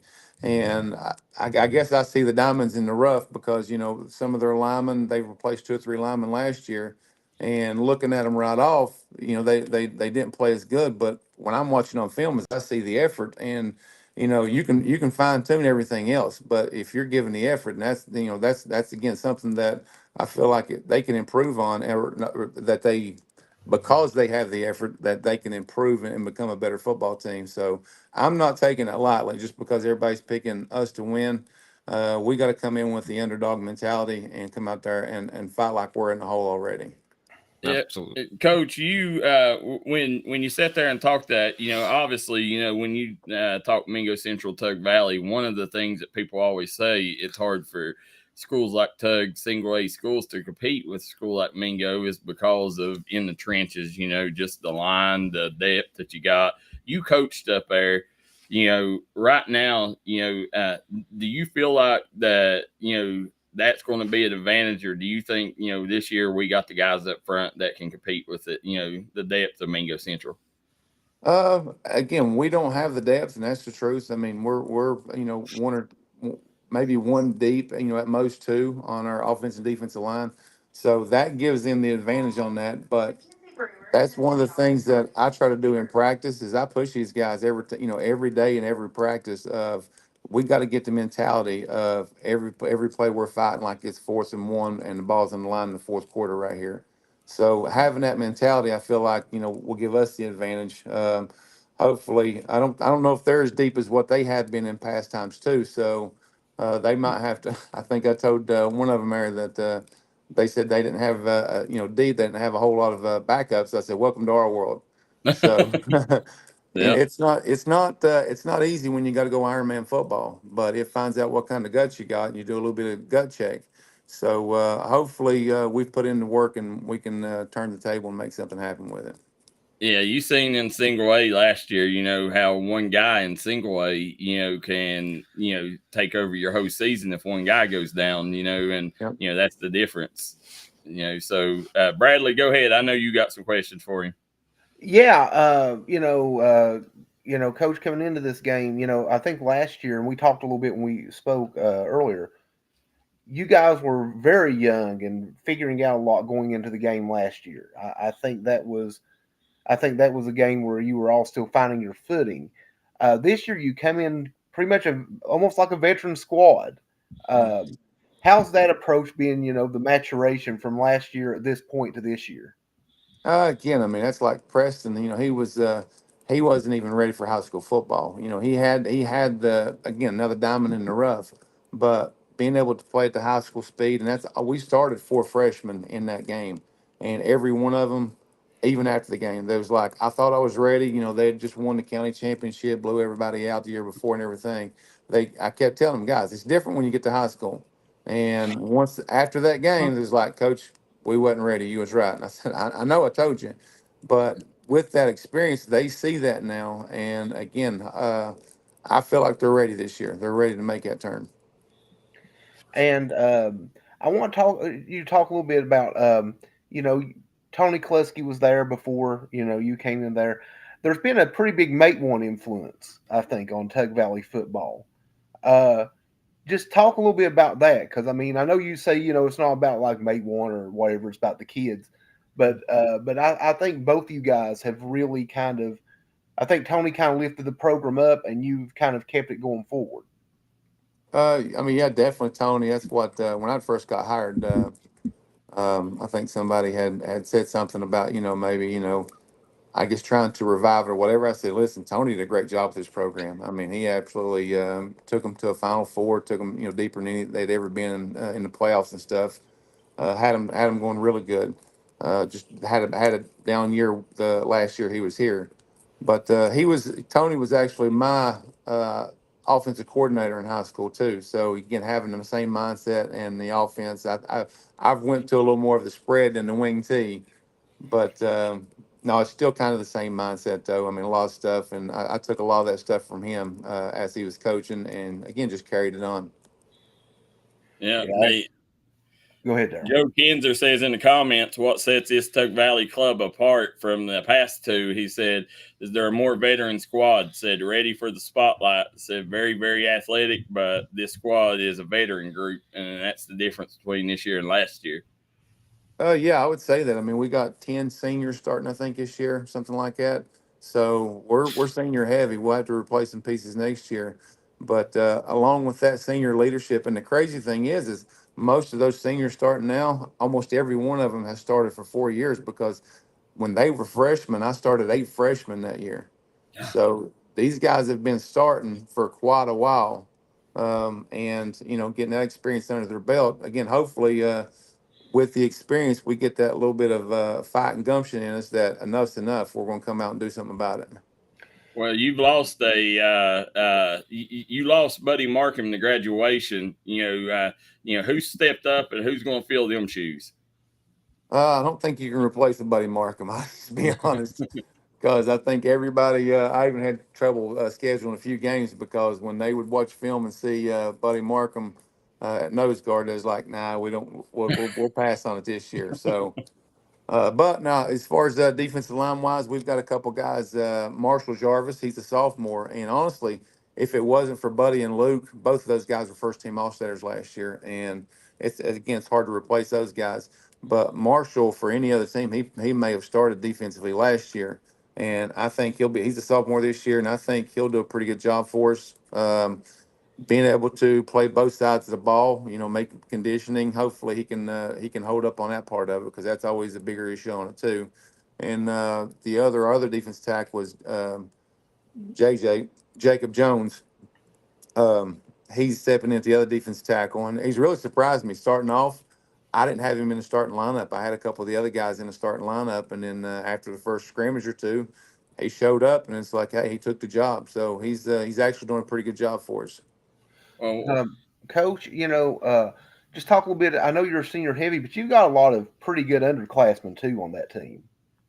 Yeah, we're starting 4 freshmen, the same ones we started last year. A couple more sophomores, but that sophomore group is a really good group. I mean, there's still 1 or 2. Minus had a couple kids have some injury and stuff. If not for that, again, I'd have 5 or 6 sophomores starting along with the 10 seniors. But yeah, and that sophomore group is athletic. Again, you got Cameron Sloan, great receiver. I think he might have led us in receiving last year as a freshman. Mm-hmm. So, and then Preston May at quarterback, Marshall. Again, I feel like all 4 of those guys, and Kane Thompson at linebacker. Kane got all state at linebacker, but again, Cameron and Preston really didn't get started getting in the offensive flow until probably week 4, week 5. And then it was after week 5, both of them hit their stride. Preston ends up with, in 6 games, Preston played 6 games last year, has 1,200 yards passing and 20 touchdowns in 6 games. And then Cameron in the second half of the season, almost every one of his yards come in the second half, ends up with almost 500 yards receiving in the last 5 games. So you take those 2, and then same thing with Kane. He ends up setting the school record, I think, with 19, 20 tackles in one of the last 2 games right there. So all 3 of those guys, and along with Marshall, I feel like every one of those guys could be All-Staters, and potentially, if they work hard, I'm not going to say first team this year, but I think by their senior year, I feel like all 4 of them could be first team All-Staters. That's crazy. You don't see. We were very fortunate to have 3 first team All-Staters last year, and that hardly ever happens. I remember when I was in school, we had 3 first team All-Staters and win a state championship, and that was big then. But to have 3, again, that's big. But I feel like all 4 of those guys have the potential to be first team All-Staters. Well, Coach, one thing's for sure. If it comes down to a field goal, I think you guys got the advantage. How excited is your kicker to be able to kick on turf tonight? I don't know. Honestly, he gets a little worried with turf because we don't practice on it as much. So it's a little bit different for him. But now we went over to Wyoming East there last week, and it actually kicked a 39-yard field goal in that scrimmage, and because I wanted to give him a chance of getting a chance to kick on it during the game setting.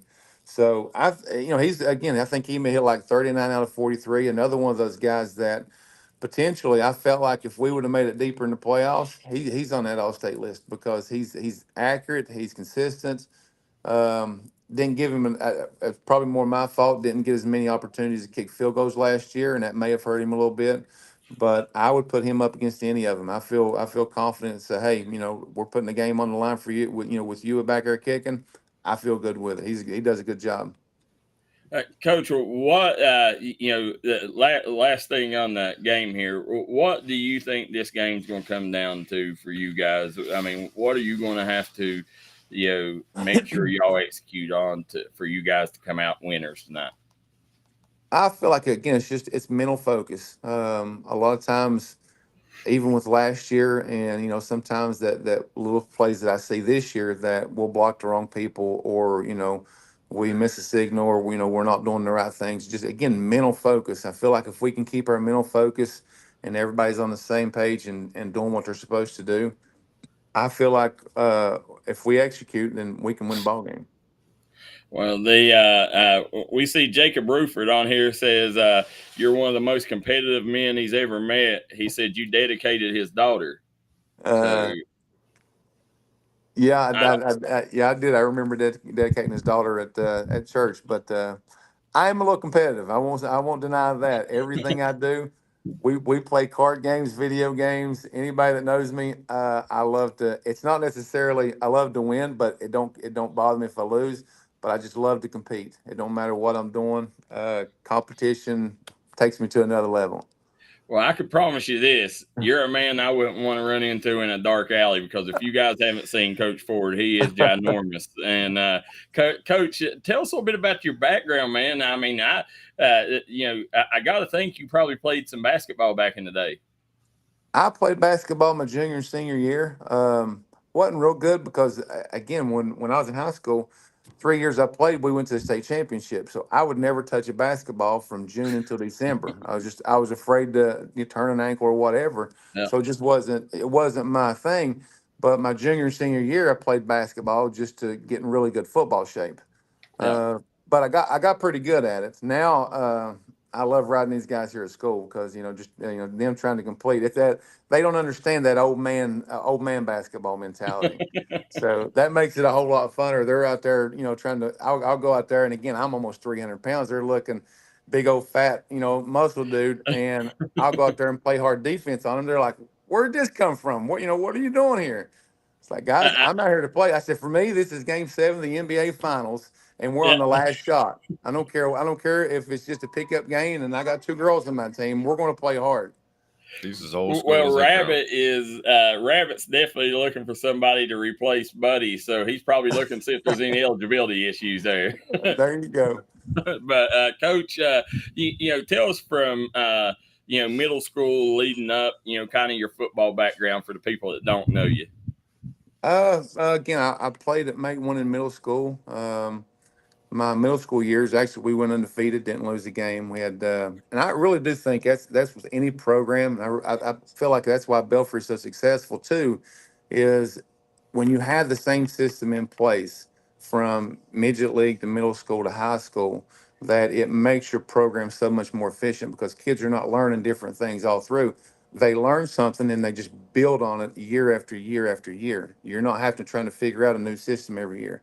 And I do feel like that's one thing that helped us at Mate One win a state championship and play in 3 state championships. From 7th grade to 12th grade, I lost 3 games, and 2 of them were state championships.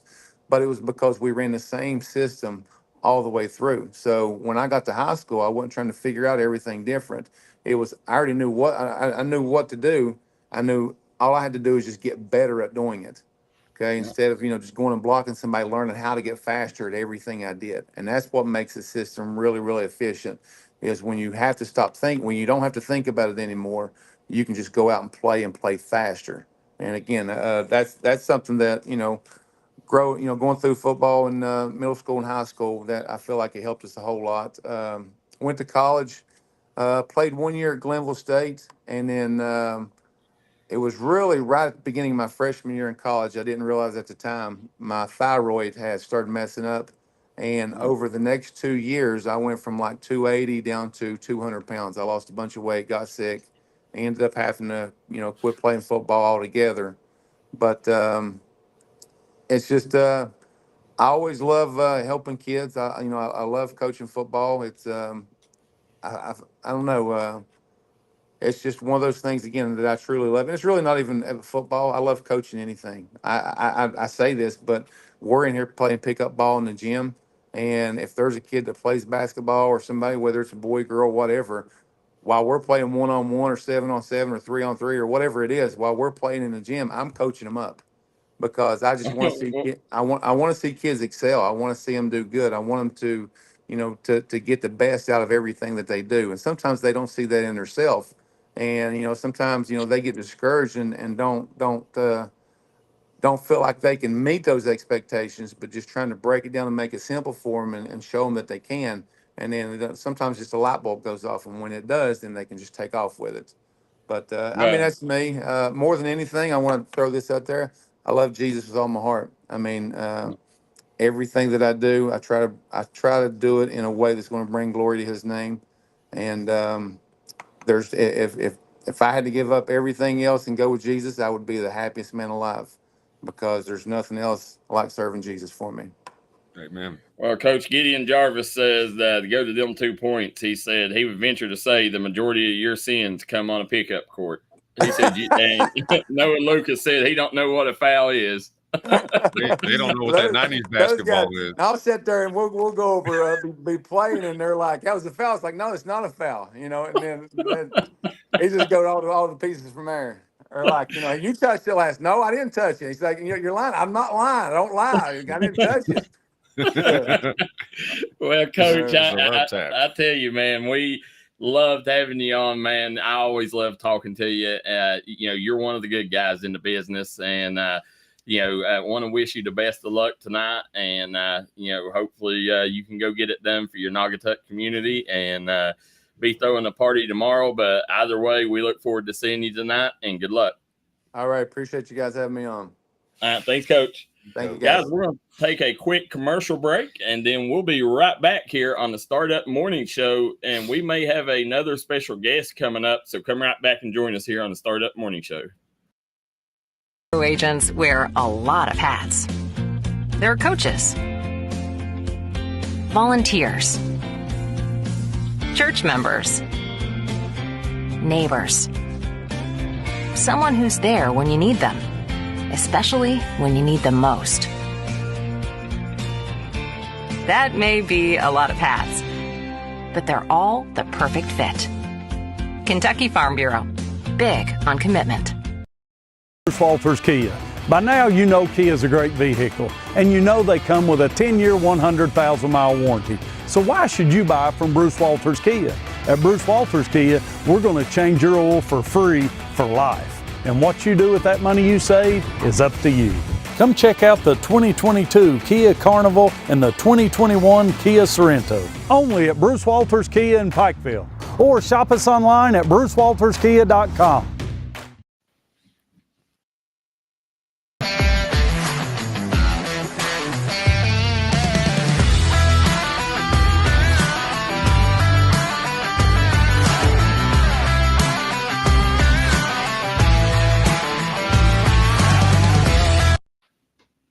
And we are here on the Startup Morning Show. JJ Pruitt, Bradley Damron, and Darryl McCoy. This segment brought to you courtesy of our friends at Logan Bank and Trust. If you're looking for a loan, Logan Bank and Trust makes the process easy. Call them today.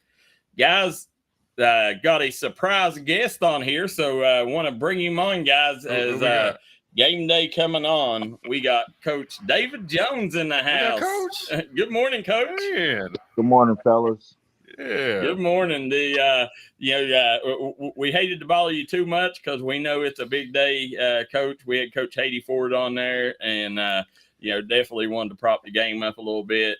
We talked a little bit about. We know it's about your two teams, but a lot of people, a lot of storylines. Two Meat One boys going at it. How excited are you to go against Haiti? Oh man, I'm very excited. Haiti, he was, one of my favorites growing up. Us definitely coming from Mate One, being a water boy at the high school and things like that, and he's just a top tenure guy, all the way through and through, and the respect I got for him, and Gideon and Noah and them over there, man, it's big time, but we always tell each other, we can have a great rivalry and be very clean with it, but we hope each other go 9-1. But after this game, I'm a big time Tug Valley football supporter, major. Well, one thing we learned from his interview is it wasn't Philip Haywood that made David Jones. It was Haiti Ford. He was telling us he used to coach you back in the little league. Oh yeah, man. I can remember whenever they coached us and all that, and he's telling the truth too.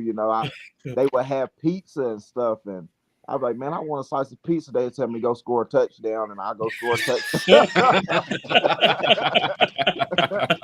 But yeah, man, and that's the thing. We had all of the, the people we looked up to coaching us coming up in the Mate One League, and and we was really, really, really good. And that's a big reason, I've always looked up to him and had the utmost respect for him, and and never heard a bad thing about him. He was always great to us growing up, and he was just a superhero to us. Well, one other thing that we found out, you and him have a lot in common. Both of you lie about getting on the pickup court. Listen, all I know, I'm 100% from the 3-point line. Never lost a game of spades. Yeah, that's all I know. I know JJ's never beat me in basketball, and I know Darryl never. Show me proof. So do you help motivate? Is that how you motivate Aiden Burke score his touchdown slice of pizza? No, I give him other incentives and stuff. If you get a pick to the house or something, that's a steak dinner. I actually owe him a steak dinner. He told me I didn't get it to him, which I know I did because it was David on the info.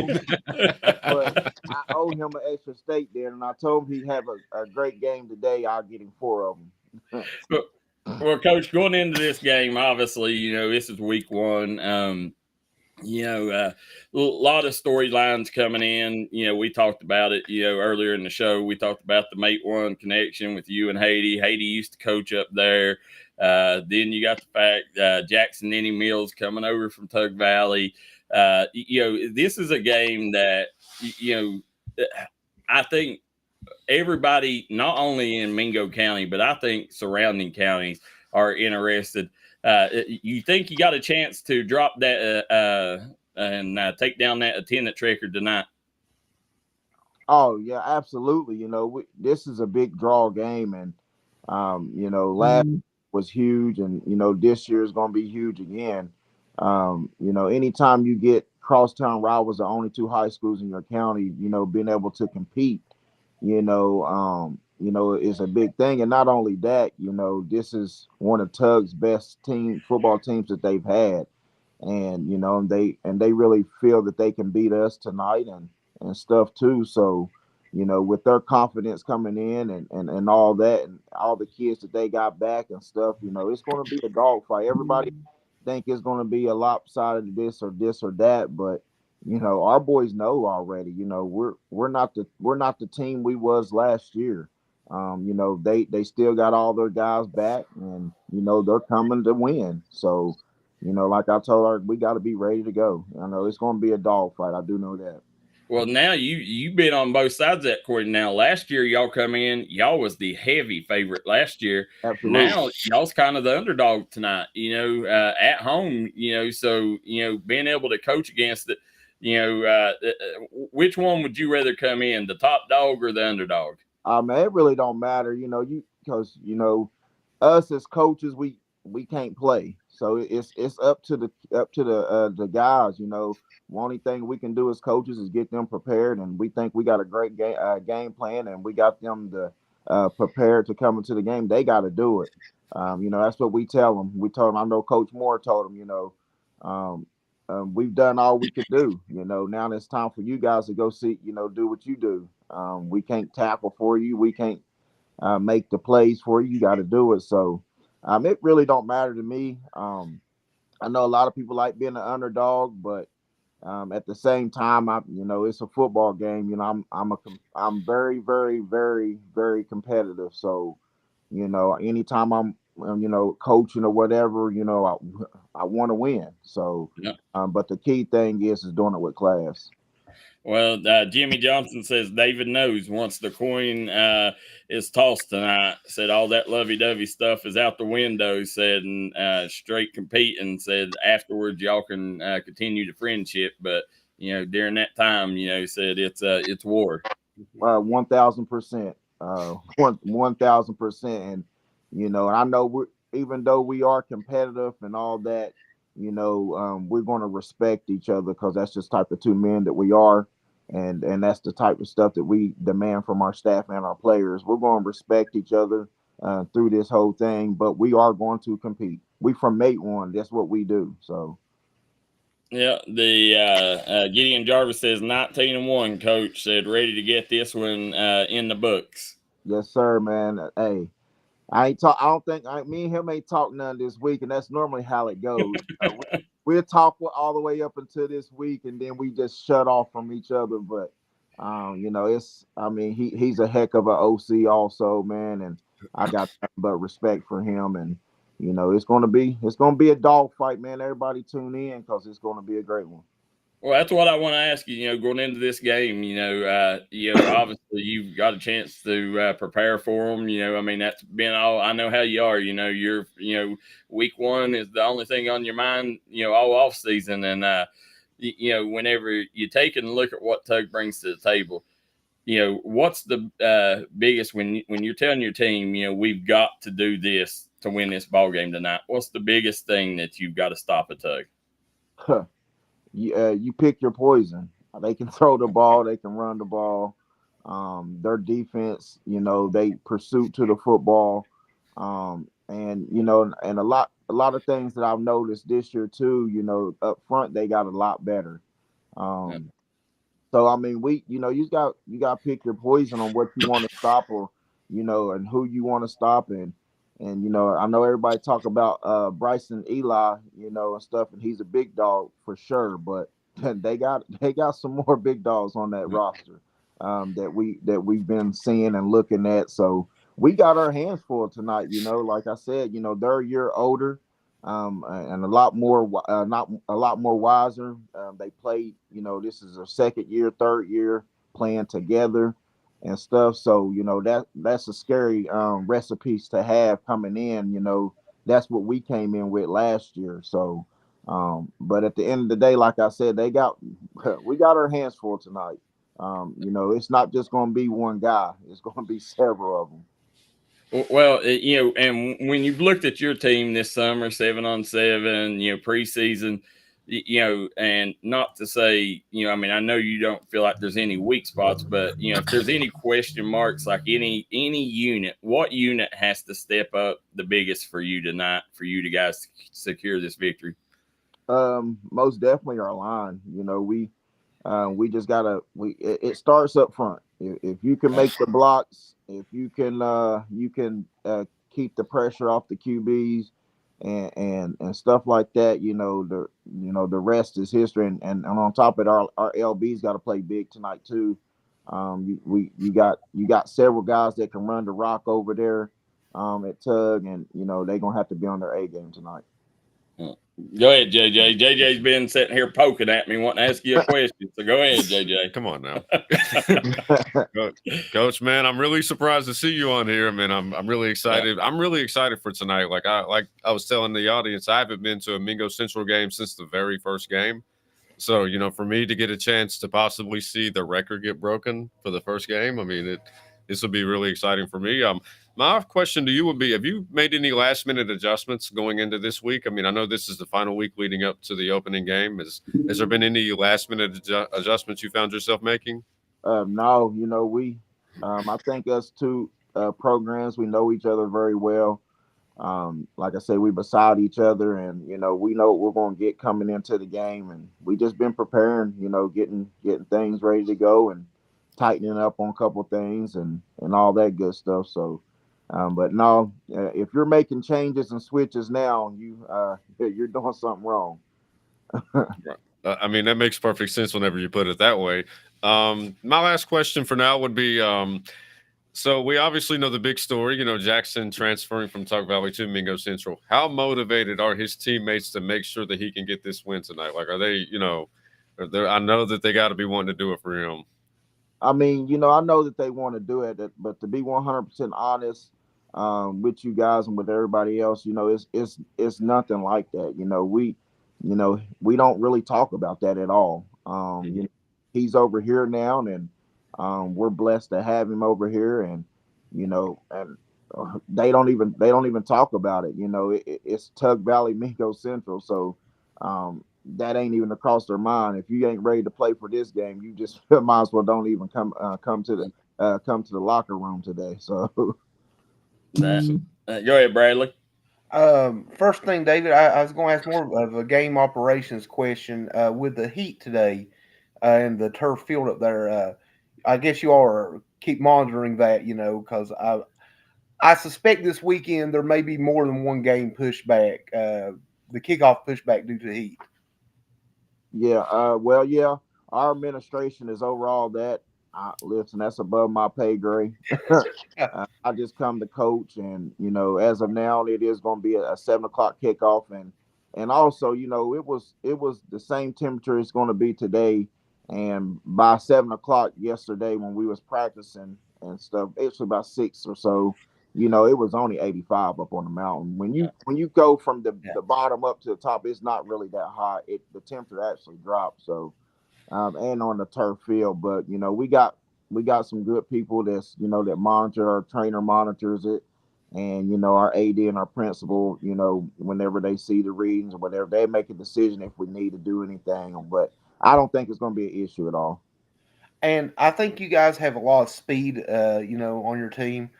How much of an advantage do you think playing on turf will help your team speed, tonight? I honestly think that's a myth. I really do. I was one of those speed guys, and heck, I could run anywhere. I can run on dirt, grass, turf, astroturf. If you can run, you can run. I remember teams would try to, not cut the grass or whatever, and I still outrun them all. So, so I think that's a myth. If you can play football, you play football, and they got some dogs too that can run too. So, I guess if it's an advantage for us, it's an advantage for them also. Yeah. And like tonight, we've talked about it. Your mindset has been all week. Not all week, all preseason.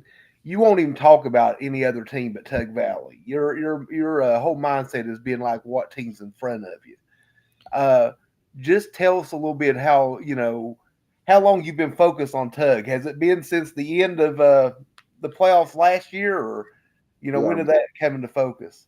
Right after Philip Barber. Philip Barber game. That's the only game I've always been taught. Focus on the task ahead. If you focus on anything other than that, you're gonna miss something on your task ahead of you. And this is a big game for our program. And like I told we have a lot. We had a lot to work on. And coming off our 2 scrimmages and playing some big time schools, so we had a lot to work on and a lot of things to focus on. So that's literally, I always think of the task ahead, and after that, I think of the next one. Well, I tell you, Jimmy Johnson said you got to want to get this one, Coach. Right? He said at last game of the rivalry for the foreseeable future with y'all entering the Pike County Bowl. He said, how happy would you be to get them bragging rights for the next couple of years? Oh no, we'll still play Tug. Oh, okay. So it's gonna be later in the year. Yeah. We'll still play Tug. We're not dropping our game. Just week 1. Yeah, just to be that week 1 or whatever, and it'll be a better game too because you're coming in week 1. it's wild. Yeah. You know, and what a better game it'll be if you have two teams that's well oiled coming in playing about around that fifth to sixth game. That's the rivalry right there. Well, that's good news right there. Good news for all of us because we is all hoping that this gets to continue. Oh, You know, Coach Jones, I'm not going to put these guys out, but you know, I mean, on the show here, I think I'm the only one that picked Mingo Central tonight. So I hope you guys are able to get this win. What did you wait? What? Yeah, trust me, I know you didn't, and you told me and been honest with me why you didn't. And, you know, I see it. You know, like I said, they're bringing in. They got all their guys back, and you know, we got a big question mark on Mingo Central. So I get it, you know, and I accept that. You know how it is. That's why I think me and you mess with each other so much because you know you very honest with me, and but I love it, man. You know, and I a lot of moving pieces. You know, I mean, Right. they've been together, like he said. You know, I mean, he started 10 freshmen he's got 10 seniors on here, and they all started as freshmen. So these boys been playing 4 years together. Absolutely, you know, and we know that. So, but our guys were up for the challenge, though. Yeah, they said the key stat: Miners are 86-3 when they score at least 30 points. Is Joe Kins are always coming through with them. We kept an eye on that last year. You know, that's got to be something that, you know, as a coach, you know, that I know you don't think of it a ton during the game, but that's an impressive stat. 86-3 when y'all score 30 points.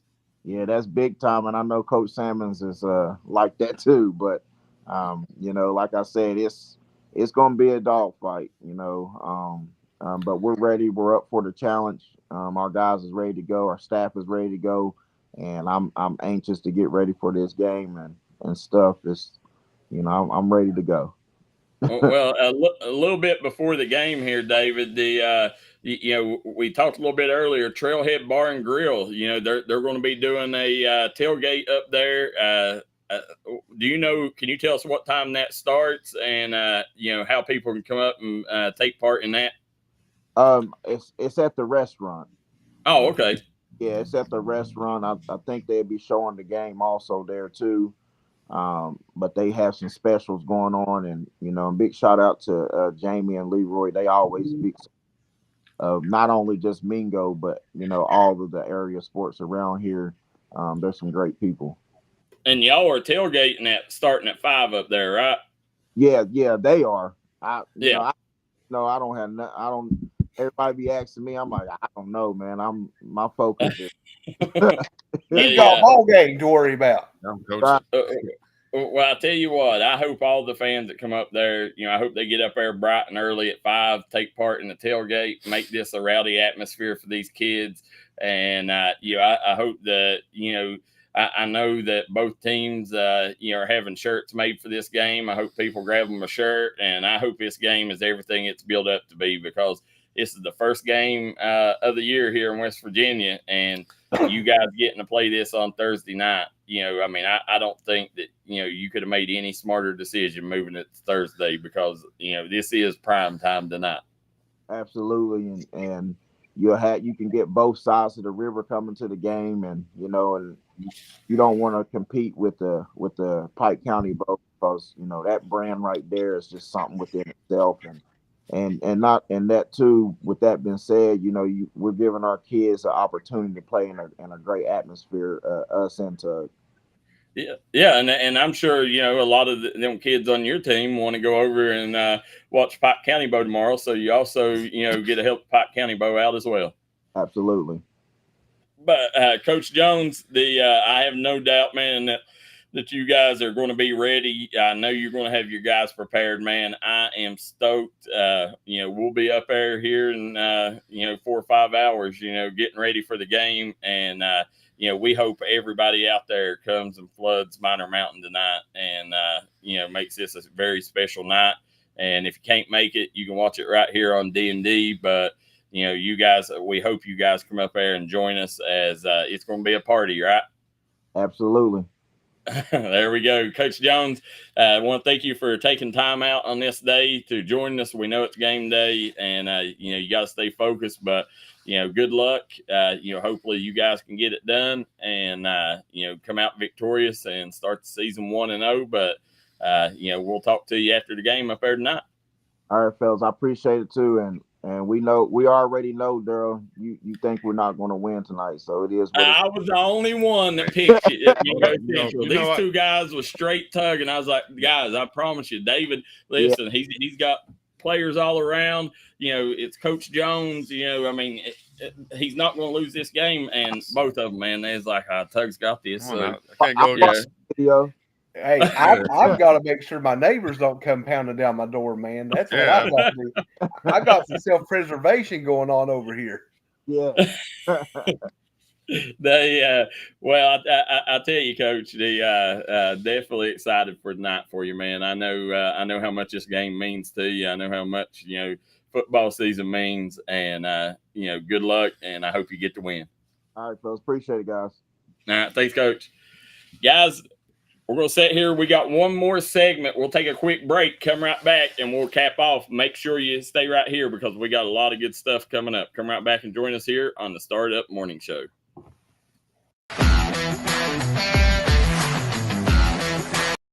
Agents wear a lot of hats. There are coaches, volunteers, church members, neighbors, someone who's there when you need them, especially when you need them most. That may be a lot of hats, but they're all the perfect fit. Kentucky Farm Bureau, big on commitment. Are now available at Kentucky Mountain Health Alliance Little Flower Dental Clinic. Same day crowns. No more temporary impressions and wearing temporary crowns. Same day crowns. Now available at Little Flower Dental Clinic. We also offer cleanings, fillings, extractions, root canals, and bridges. Call for an appointment today at 487-9505. We accept most major insurances, Medicare and Medicaid, and even a sliding fee scale. Little Flower Clinic, your medical home in the mountains.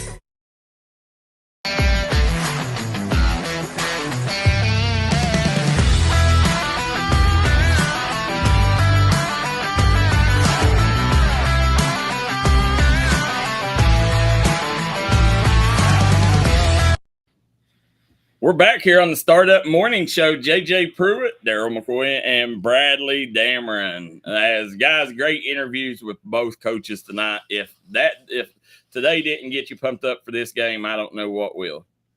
I mean, I know it definitely got me pumped up just seeing two, former May 1 boys, about to go at it tonight. I mean, I'm very excited for Friday night or Thursday night lights. Yeah, we got a lot of comments coming in. Carl Little says JJ is just learning, so he's excused from the way he makes his picks. He said, I picked Mingo from the get-go, Jimmy Johnson says. He says, Mingo big. Jerry McCormick says, game day is finally here. Can't wait.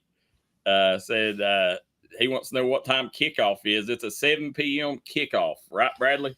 Yes, 7 p.m. kickoff, and hopefully they'll stay that. That is encouraging to know what the temperature was yesterday up on Minor Mountain. So that's encouraging for later today about it actually kicking off at 7. Logan Bank and Trust, game of the week. So at Logan Bank and Trust, always delivering the best games. And as we sit here, Jimmy Johnson has the best comments, I think, in the world, guys.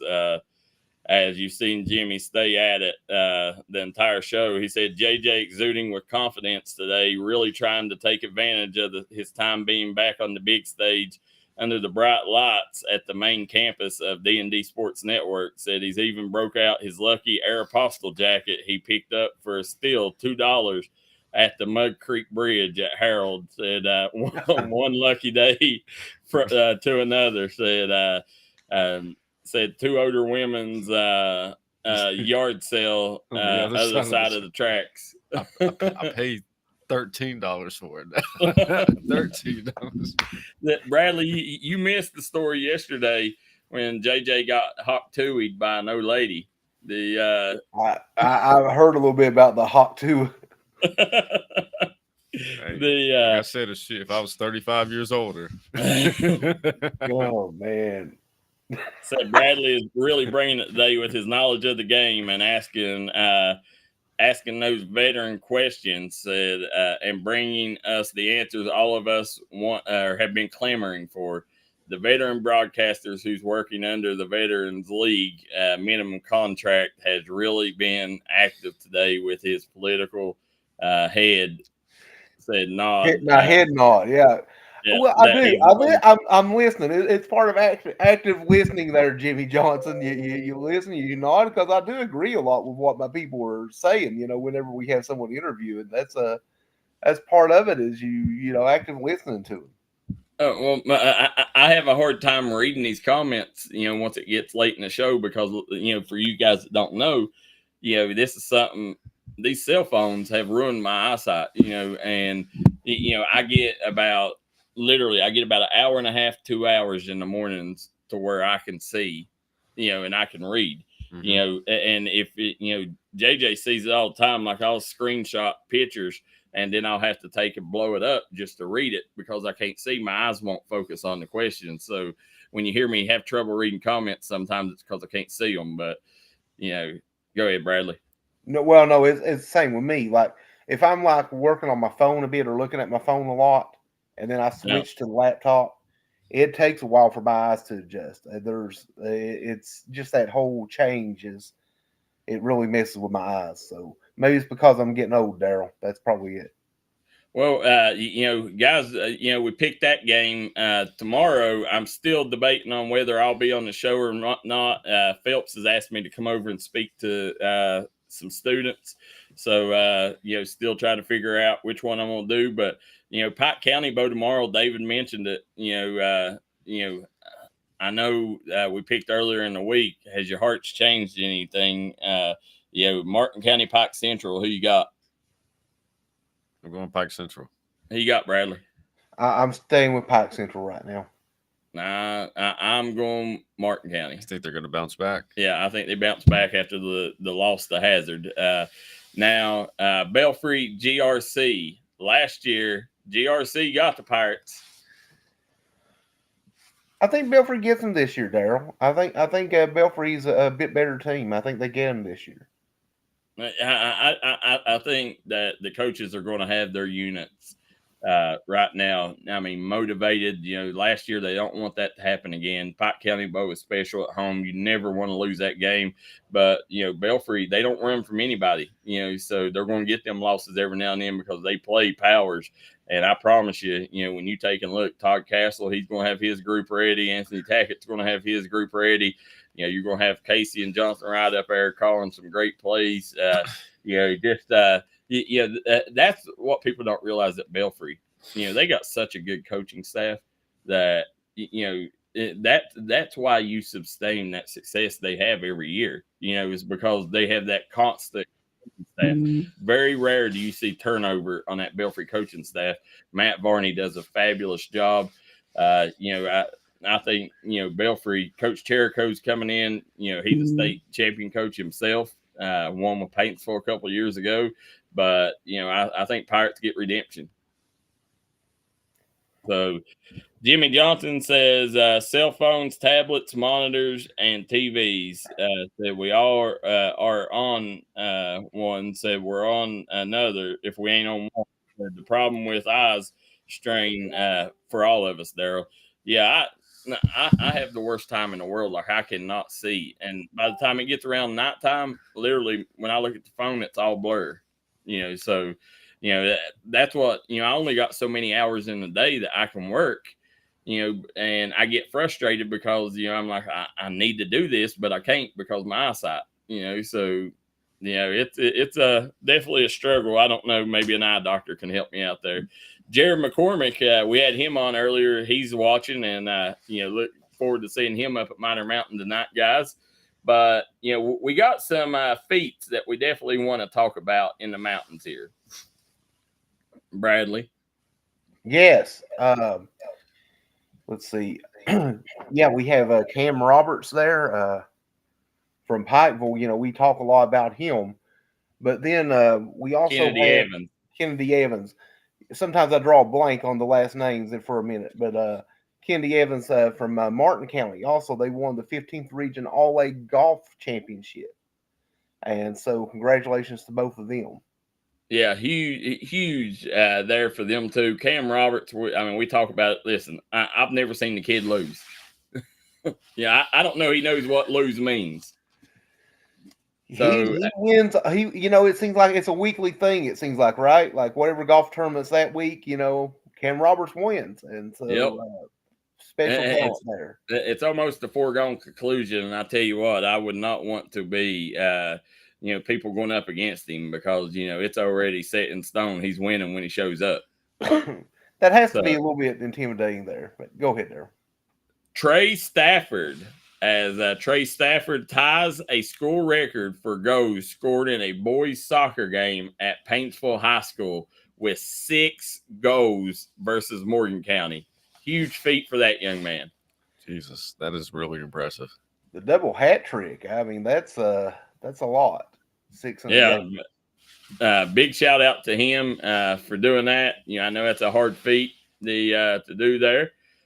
Also want to give this young lady a big shout out here, and I want to make sure that I get her name right here, Bradley, as Riley Griffith.